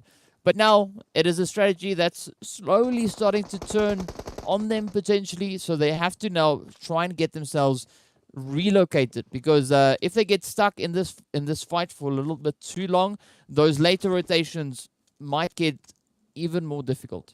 Oh, absolutely. Especially with Intruders just on the high rise looking to get involved and get a bit of revenge. It's going to be fun. It's definitely going to be fun. But as we take a look inside the zone, what actually has occurred is that we do have, you know, the likes of 1 million, Team Unique. And I believe that's G3, not G3 Temper, but another team that looks like 1 million just towards the bottom with, just so many teams. It's Skittle Packs, honestly, if I'm taking a look at it. But Virtual Gaming is involved. Zero Tolerance is just alongside them. It's going to be fun. And again, what do you do when you get out of your car? You're going to have to take a look at 3 or 4 other teams. They find themselves in zone, so that means they've got a little bit of extra time to work with. But again, it's going to get crazy towards those later zones when those shifts come through. Yeah, and I've got a feeling that Zero Tolerance, not Zero Tolerance, rather, the players there from Virtual Gaming might be looking to push up on towards Everest once again, right? We are seeing, as you said, that Skittles pack coming in, being ripped open as everyone is just spread out, particularly up in towards that northern side, but it's still quite a bit of a congestion coming in on towards the southern side as well. We got the players here from SWAT 69, now having the players from Masters Esports rotating up alongside them. We have the players here from Unique up in towards the north, right behind the team there from Virtual Gaming, who's of course heading straight up towards Everest, and I can't really fault them for that. It is smack dab center zone. Yeah. Now, what's going to be interesting is Triple Esports moving in from the south, YONKOUS moving in from the east, Zero Tolerance also coming in from that exact same position, but now also committing a little bit more on towards Ruins instead of getting closer towards Everest. I think it's just that center position. I mean, I was going to ask, you know, where would we want to look at for these rotations trying to set themselves up? And right now, with no information about where that next zone shift is going to pull, you just want to get a nice central position. And a position like Everest does allow for some fantastic containment and some fantastic opportunities to get a couple of eliminations who are just trying to fly on by, like Angelo, unfortunately, from Masters Esports, who will be falling down to the hands of MG from Blackjack, which is fantastic for them. And again, that contention, those Skittle Packs right in the center of the zone, this is what we expect to happen. The team's getting themselves set up first and just buying their time and waiting for a couple of pot shots to be thrown out. I do think that G3 Temper might be pulling up onto a potential third party, as they will be one of the last teams to get into zone. They don't have to worry about their back line anymore, thankfully. So they might have an opportunity to really pick up a couple of points, depending on where in the Skittles pack they want to get involved. But I do like, I mean, northern side, still pretty empty. Slime4KT and Team Unique, really, with 1 million. you know, it's really clustered towards that central position, and you can see the strategy coming through behind that. Yeah, you can definitely see a lot of these strategies being brought on through. And I mean, we see teams now rotating up to the edge of zone. We see teams pushing into center zone, teams moving up into high ground, teams moving into compounds. We also have a few teams even moving all the way in towards the crates. So quite a few dynamic approaches definitely making its way in between these players. And of course, Virtual Gaming holding on to the high ground, and they are just hoping and begging that the zone centers up towards them once again, because they can then really leverage this potential position to its fullest. But looking at the sheer number of teams still surrounding them, that is of course everyone else, they have to be quite vigilant, because it's not going to be easy, particularly if the zone moves away from them. They will now have to rotate down, and they've made their position known at that point. So yeah, a few really important decisions are going to be made here. Let's just go that way. Yeah. Otherwise, I fail at English today, and now we do see the players there from Intruder coming under fire. But here we go. I mean, this is where the next level of insanity will come in, and it moves down south. Myth, they find themselves in a very fantastic position now, because they're coming in from the south. No one really there to contest them, but now they have the opportunity to get themselves set up before the rest of the herd comes rushing up into zone. And for Virtual Gaming, like you said, it's that high risk, high reward play. It's still paying off for the time being. They still have an opportunity to stay on Everest and just move on further in. And now they've got all these teams downside from them that they can really pick up. But again, it's that opportune moment for any team to rush on in and take the opposition. We've seen many times before, you get a great position, but then you are going to get rushed by every other team that wants that fantastic position that you've just so wonderfully highlighted for them. Now, Sniper4KT, one of the last teams to rotate on through from the north, and as we can see, you know, Triple Esports, Super Young Stars, Triple Esports in particular, have been rotating since pretty much the beginning of Erangel, trying to get away from all the teams that are basically hunting them by the looks of it. So for them to find themselves in center zone is a very, very good opportunity. YONKOUS and next level now, ooh, they're butting heads a little bit. A lot of headbutting about to come on through, because YONKOUS and next level are about to receive a few visitors coming in behind them. So they have to try and kind of wrap up this fight as quickly as they can. As we can see, Havlik now getting traded off as Gaddafi comes in with some beautiful, beautiful nades. But let's see, will this now be the push, the play for the side here of next level? Already sitting with a few points on board. Won't mind a few more to come their way. But will they be able to get it done, though? Oh, I mean, YONKOUS also just playing this a little bit cautious, trying to keep their distance well out of reach of any of those utilities that could potentially be sent over. And now just utilizing the ridge line, bring in a quick snatch and escape play there as they rush over on towards a more northern rotation. But center zone, the players there from Triple Esports who can set themselves up. And of course, 1 million and zero tolerance, not in zone just yet. And it's going to be a fun one for them to take it, because they'll be pulling up right behind next level if they want to do so, or potentially in the sights of Virtual Gaming, as we know. Now, taking a look at it, Black Lost, of course, out for the count, and it looks like a disengagement coming through from 1 million. They're rather prioritizing the rotation on towards Everest, which is an opportunity for them, as Virtual Gaming has actually given up Everest completely. They were worried that if that final zone comes through and they have to make that awkward rotation down the hill, it's not going to be a fun one for them. So, great opportunities. And speaking of great opportunities, G3 Temper and SWAT 69. SWAT 69 with only one member, thanks to Nacho, and that might be the confirmation with the mollies, with the nades coming through. Yeah, that's it. Unfortunately, SWAT 69 once again, the first team to be taken out. Yeah, he just said to them, this is not your chicken, and then, you know, sent it out. And that was all she said. Of course, the zone is going to be continuing a little bit on towards that southern side, as it is still a good position now for Lusail, Triple Esports, as well as Myth. And the fighting will continue up north, as we see the players there from Zero Tolerance having to quickly try and find an alternative rotational path as Vortex. Oh, also now succumbs to the zone, and that's not what we'd like to see, but you can't have them all. The team still are going to be continuing to make their plays for the zone. Sniper4KT all the way over on towards that far western side. G3, BGE, Blackjack could be getting into a little bit of an exchange around that drop. And oh, yeah, up comes Slime 4KT, quickly finding a few more heads into the side there of Bedrocks. But it's not going to be the end just yet.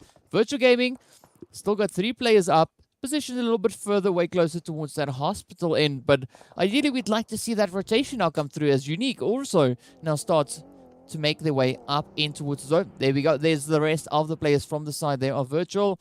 And Phantom could find such a beautiful hit, but fortunately, the blue zone being a little bit of a saving grace here for the side of Virtual Gaming, as Unique decide to rather prioritize those rotations up into zone. And this is now given Plaza the opportunity to sneak up right behind Chills. Oh, and Chills was unfortunately not ready for it. Is going to get taken out thanks to a little bit of helping hands there coming through from the rest of the team of Slime 4KT. So at least one elimination going their way. They now have to unfortunately do a little bit of a recovery situation on towards Plaza, as the rest of Unique and Virtual Gaming take their rotations and unfortunately leave their members behind. You can see still many teams trying to find a beautiful angle into this one. And I mentioned earlier, G3 Temper have an opportunity to really get involved in some third parties, and you can see that they've been picking up eliminations. 7 on the block, on the clock at the moment, and Intruder unfortunately back in the lobby.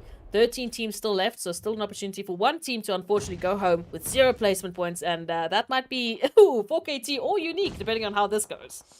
It could swing either which way, but 4KT trying to ensure that it is not them. Also, the players here from Unique also trying to ensure that it's not them. So the team's definitely now going to try and bring in a few interesting plays. But 4KT looking to full send it right on into Unique, as we can see Phantom getting traded off. Oh, the hits coming in from the side of Winky. Quickly trying to find that angle. Pronto now cooking up the nade, but gets spotted out there by the side of Winky, and it is down to Winky and Skirp to try and close it out. The nades are being cooked up. Storm getting ready to get the heck out of dodge. But will it be a good call? Up comes Aimer and Storm now as 4KT look to turn the tables. Oh, but down they go. And it is going to be the side of Team Unique getting sent back. Slime 4KT picking up some much needed points. They are now already sitting on 5 eliminations. Team Myth also getting dealt with all the way down on towards that southern side. And Virtual Gaming now finding themselves being in the hot seat, as they've got the contention coming in through from the side here of Triple Esports, as well as YONKOUS up in the north. Oh, just an unfortunate sandwich here for Triple Esports and Virtual Gaming, not finding themselves in the position they would like to be. But as we take a look at it, now that zone closing on up, and the many of the teams still finding themselves on that edge, now pulling up towards the northern side, favoring Slime 4KT, Virtual Gaming and Triple Esports, ironically, as well as Lusail, who find themselves very, very close. But those contentions now need to come to an end. The teams need to find themselves some sort of a position to set up. YONKOUS, great cover, but it's not in zone. They need to make a rotation, and a rotation into a field of hay bales. That's what you have to work with. Yeah, they might go fielding for a few eliminations along the way as well. We never know, but it is going to be a very challenging zone, as you said there. A field with hay bales and nothing else definitely does not leave you with a lot of options, but we could potentially see the teams now still trying to contend for the last few remaining compounds, either on the edge of zone, as we can see Lusail a little bit further on towards that southern side, who now start to just hunker down and looking to focus their efforts towards the players moving in. But up north, there's not a lot of options. You can see all those hay bales to spread throughout. It is going to be a serious case of hide and seek, and we're not quite sure who's going to be successful. Yeah, Slime 4KT going to be the first to just nestle in between the grasses here and try and snake their way into a position here. But Lusail has to move in. Next level has to move in. Blackjack needs to move in. G3 Temper is just on the southern edge. And of course, Master still trying to finish their little bit of a contention here with Triple Esports, who also need to find a little bit of a better spot here. For the time being, Triple, of course, have a house within the zone, but they are being pressured for it. As we can see, the shots just flying on in. Everyone would love to have this last little bit of hard cover to work with here, and that's unfortunately going to be with Triple Esports getting taken out. Yeah, and of course, it's not going to stop anytime soon, because everyone is now within shooting range of each other. You can see the Super Young Stars getting traded off all the way down onto what's the southern side. But here we go. Masters still looking to find that opening, looking to get a foothold in towards the compound. Up north, 1 million coming under pressure as the YONKOUS now continuing their efforts up there. But let's see what will come here from the side of Triple Esports. Are they going to be able to fall back, or are they going to try and make a stand? Masters not going to be letting them get out of this one all too easy. But is it going to be on the books? Up comes those utilities. 1 mil getting sent right on back as they have to make their way on through. No other option. However, on the side here between Masters and Triple Esports, the pressure still stays high as the grenades are starting to fly on in.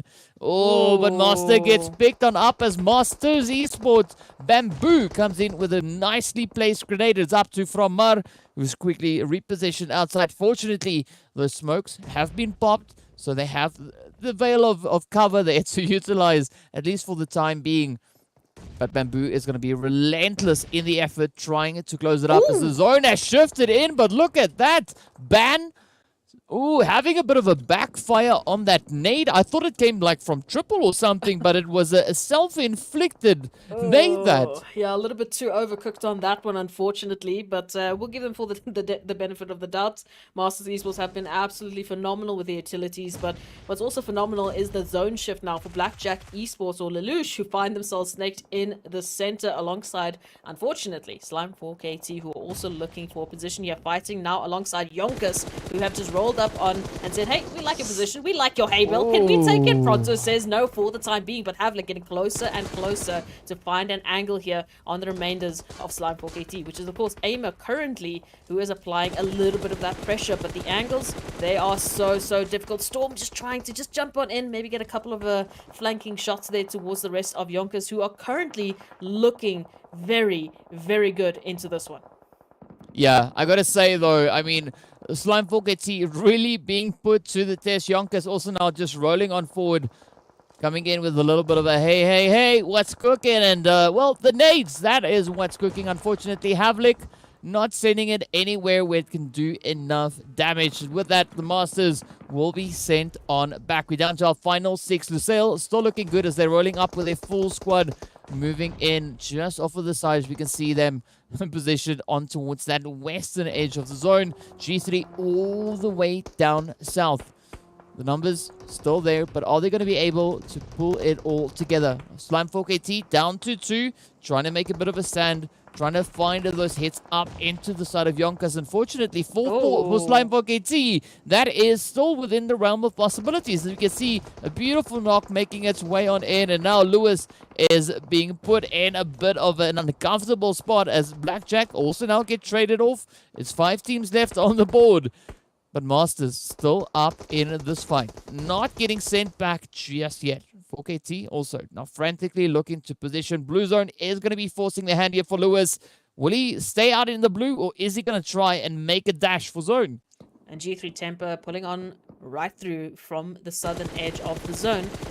Lusail just trying to hold the line and apply a little bit of pressure. As you can see, Watson just throwing a couple of shots there through the smoke, but they also have to recover their teammate, of course, Salam. As they have the most numbers here, and they'd like to keep them for the time being. Now, 4KT snaking through the grass, trying to find a little bit of information here towards Lusail. Flacco, unfortunately, not in a great position here, and at the moment, deadlocked to that car and does not want to stand up anytime soon. We've got 4 teams left in this one. Triple Esports with the solo, which is, of course, Master still holding the line, and that zone shift favoring Lusail now. As they find themselves in zone, they find themselves with an opportune moment here to not only take out the rest of the teams, but potentially do a little bit more. Yeah, they could have that chicken on the books, but all it's going to take is the focus and dealing with all these threats coming in from all directions. Of course, Slime4KT now having to try and advance this themselves up to the zone, but we've got Salam and Watson just holding up that aggressive front line. Salam taking several hits now. G3 Buden getting traded off as he too now tries to find a position. Flacco still out in the field, not having a clear rotational path in it just yet, but Lusail, it is looking to be a little bit of a costly play here for them, as we can see those knocks coming in. Flacco just checking the wheel pressure, making sure that everything is fine before leaving the vehicle behind and running forward up in towards the zone. But this is where Flacco would now need a major coming in, pulling the focus of Lusail on towards, for instance, Slime or even the side there of Triple, as we have Master still holding on towards that eastern side. But Storm now just inching his way further and further forward. Oh, Watson up spotted. ahead. Oh, a little bit of a sacrificial lamb coming through there.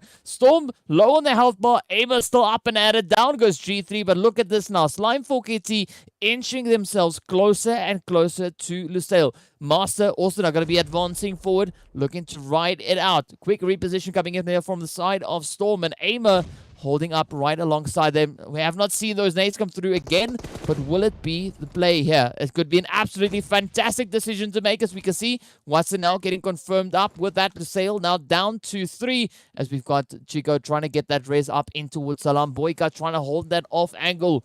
Just trying to stand a bit of a fighting chance should we see any more utilities getting sent over from the side of Slime 4KT. But up comes Chico, cooks one up, sends it over. Is it going to reach? Oh, scary close to Storm, and it connects. Now it is up to Aimer. Up comes the rush from Boykas. He's getting ready to move. Storm, Aimer taking a little bit of damage. Spray comes through from Salam, but down they go. It is the end of the road for Slime 4KT, but of course, Master lying in the grass. Going to be trying to close it out, but look at this. Lusail already sitting on 10 eliminations. Make that 11 as they close it up, picking up yet another winner chicken dinner. Lusail definitely onto something there, picking up another last chicken available for the day. Woo! Let's go. Lusail showing a little bit of that consistency that we saw in League Week. They were one of the teams that are also finding themselves on the top of the rankings time after time again. And that came through from those absolutely perfection in terms of placements that we saw. But now they're picking up winner chicken dinners. They're not just getting placements. They're getting the whole cake.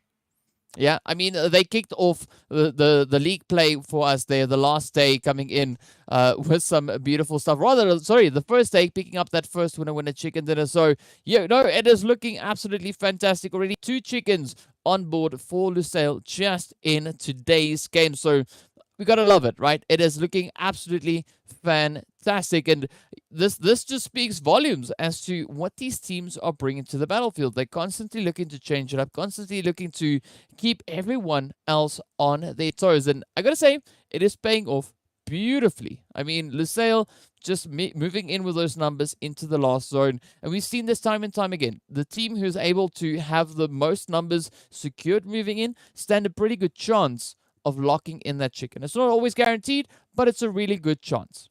Yeah, no, and it's a really good chance to lock in that super weekend as well. So an opportunity like this for Lusail, they couldn't have welcomed it more. But I think also for Slime 4KT picking up a couple of consistent placement points. They found themselves on one of those previous Erangels, coming in second, once again coming in third. Not too bad. Triple Esports as well, just snaking in there to get that second place. So an opportunity that really a lot of teams couldn't have asked for better. I think just that consistency coming through from the teams, even if it's not massive points, even if it's not like, I don't know, 30 points a game, as long as you're staying consistent, you're still climbing that leaderboard. And those consistencies might land you in Super Weekend. Well, speaking about consistencies, let's hop over into the highlights just to take a quick look at some of those beautiful plays coming in from the last Erangel.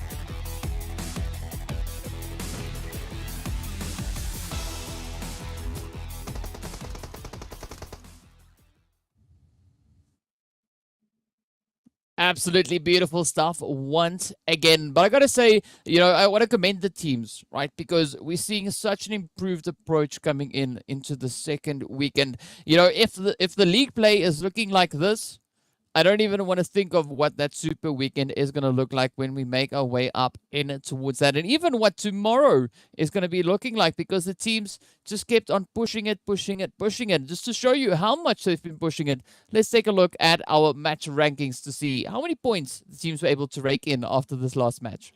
An absolutely explosive performance coming through for both G3 Temper and Lusail as they pick up double-digit eliminations alongside YONKOUS. So you can imagine that's why the points are looking the way they are. Lusail with 26, G3 Temper with 21, 4KT with 16 alongside YONKOUS, and it just keeps filtering down. So quite a few double digits on this first page.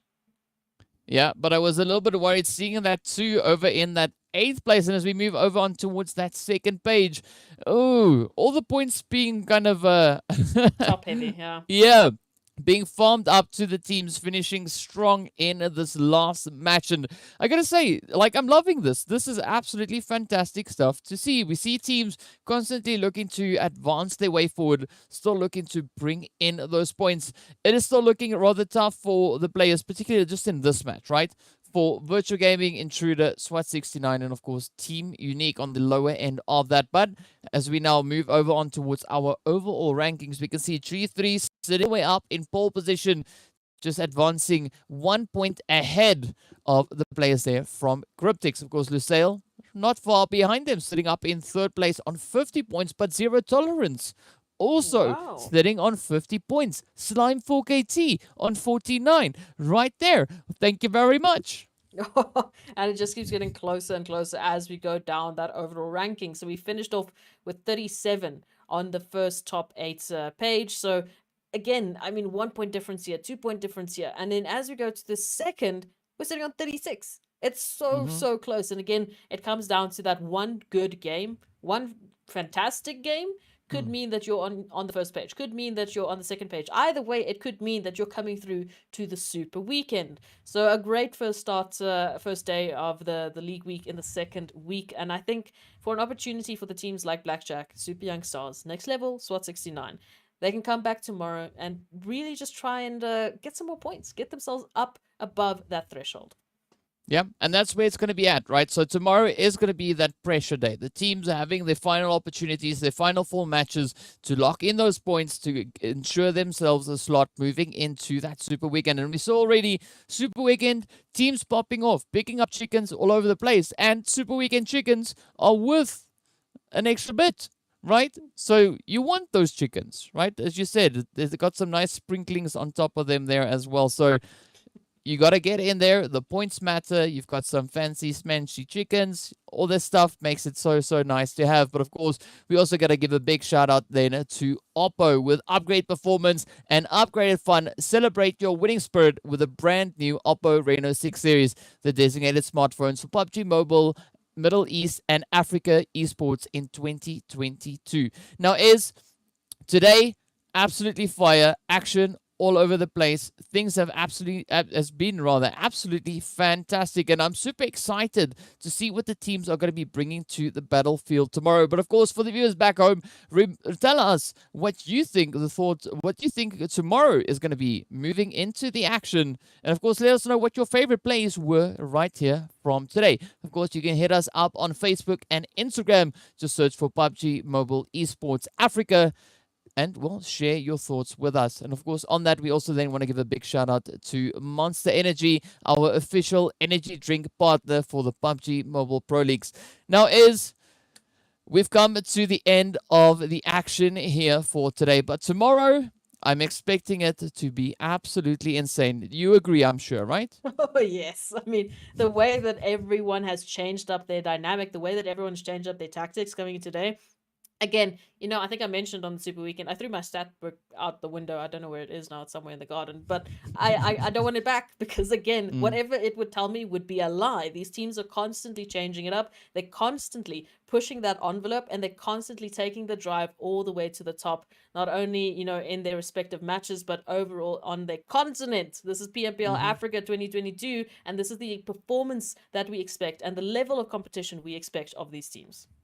Yeah, some really satisfying performances. And, you know, as I said on social media with the post that came out there, is that I'm so impressed with how the teams performed in that first week that being through the league play as well as the Super Weekend, that it makes me exceptionally excited for the future of esports in Africa. So, I mean, absolutely loving what the teams are doing, and they just need to continue to push and push and push. And, you know, it'll take the continent to some really great places, and the teams could even see themselves advancing into much later stages of the competitive scene for PUBG Mobile. But on that, of course, we are going to be ending it right here for tonight at least. And be sure to join us tomorrow for even more action as we head over into our final day for the second week of league play. Final 4 matches for these teams, and this is where they are going to be this is where they'll have to prove themselves to see who will be making it through into our second Super Weekend. So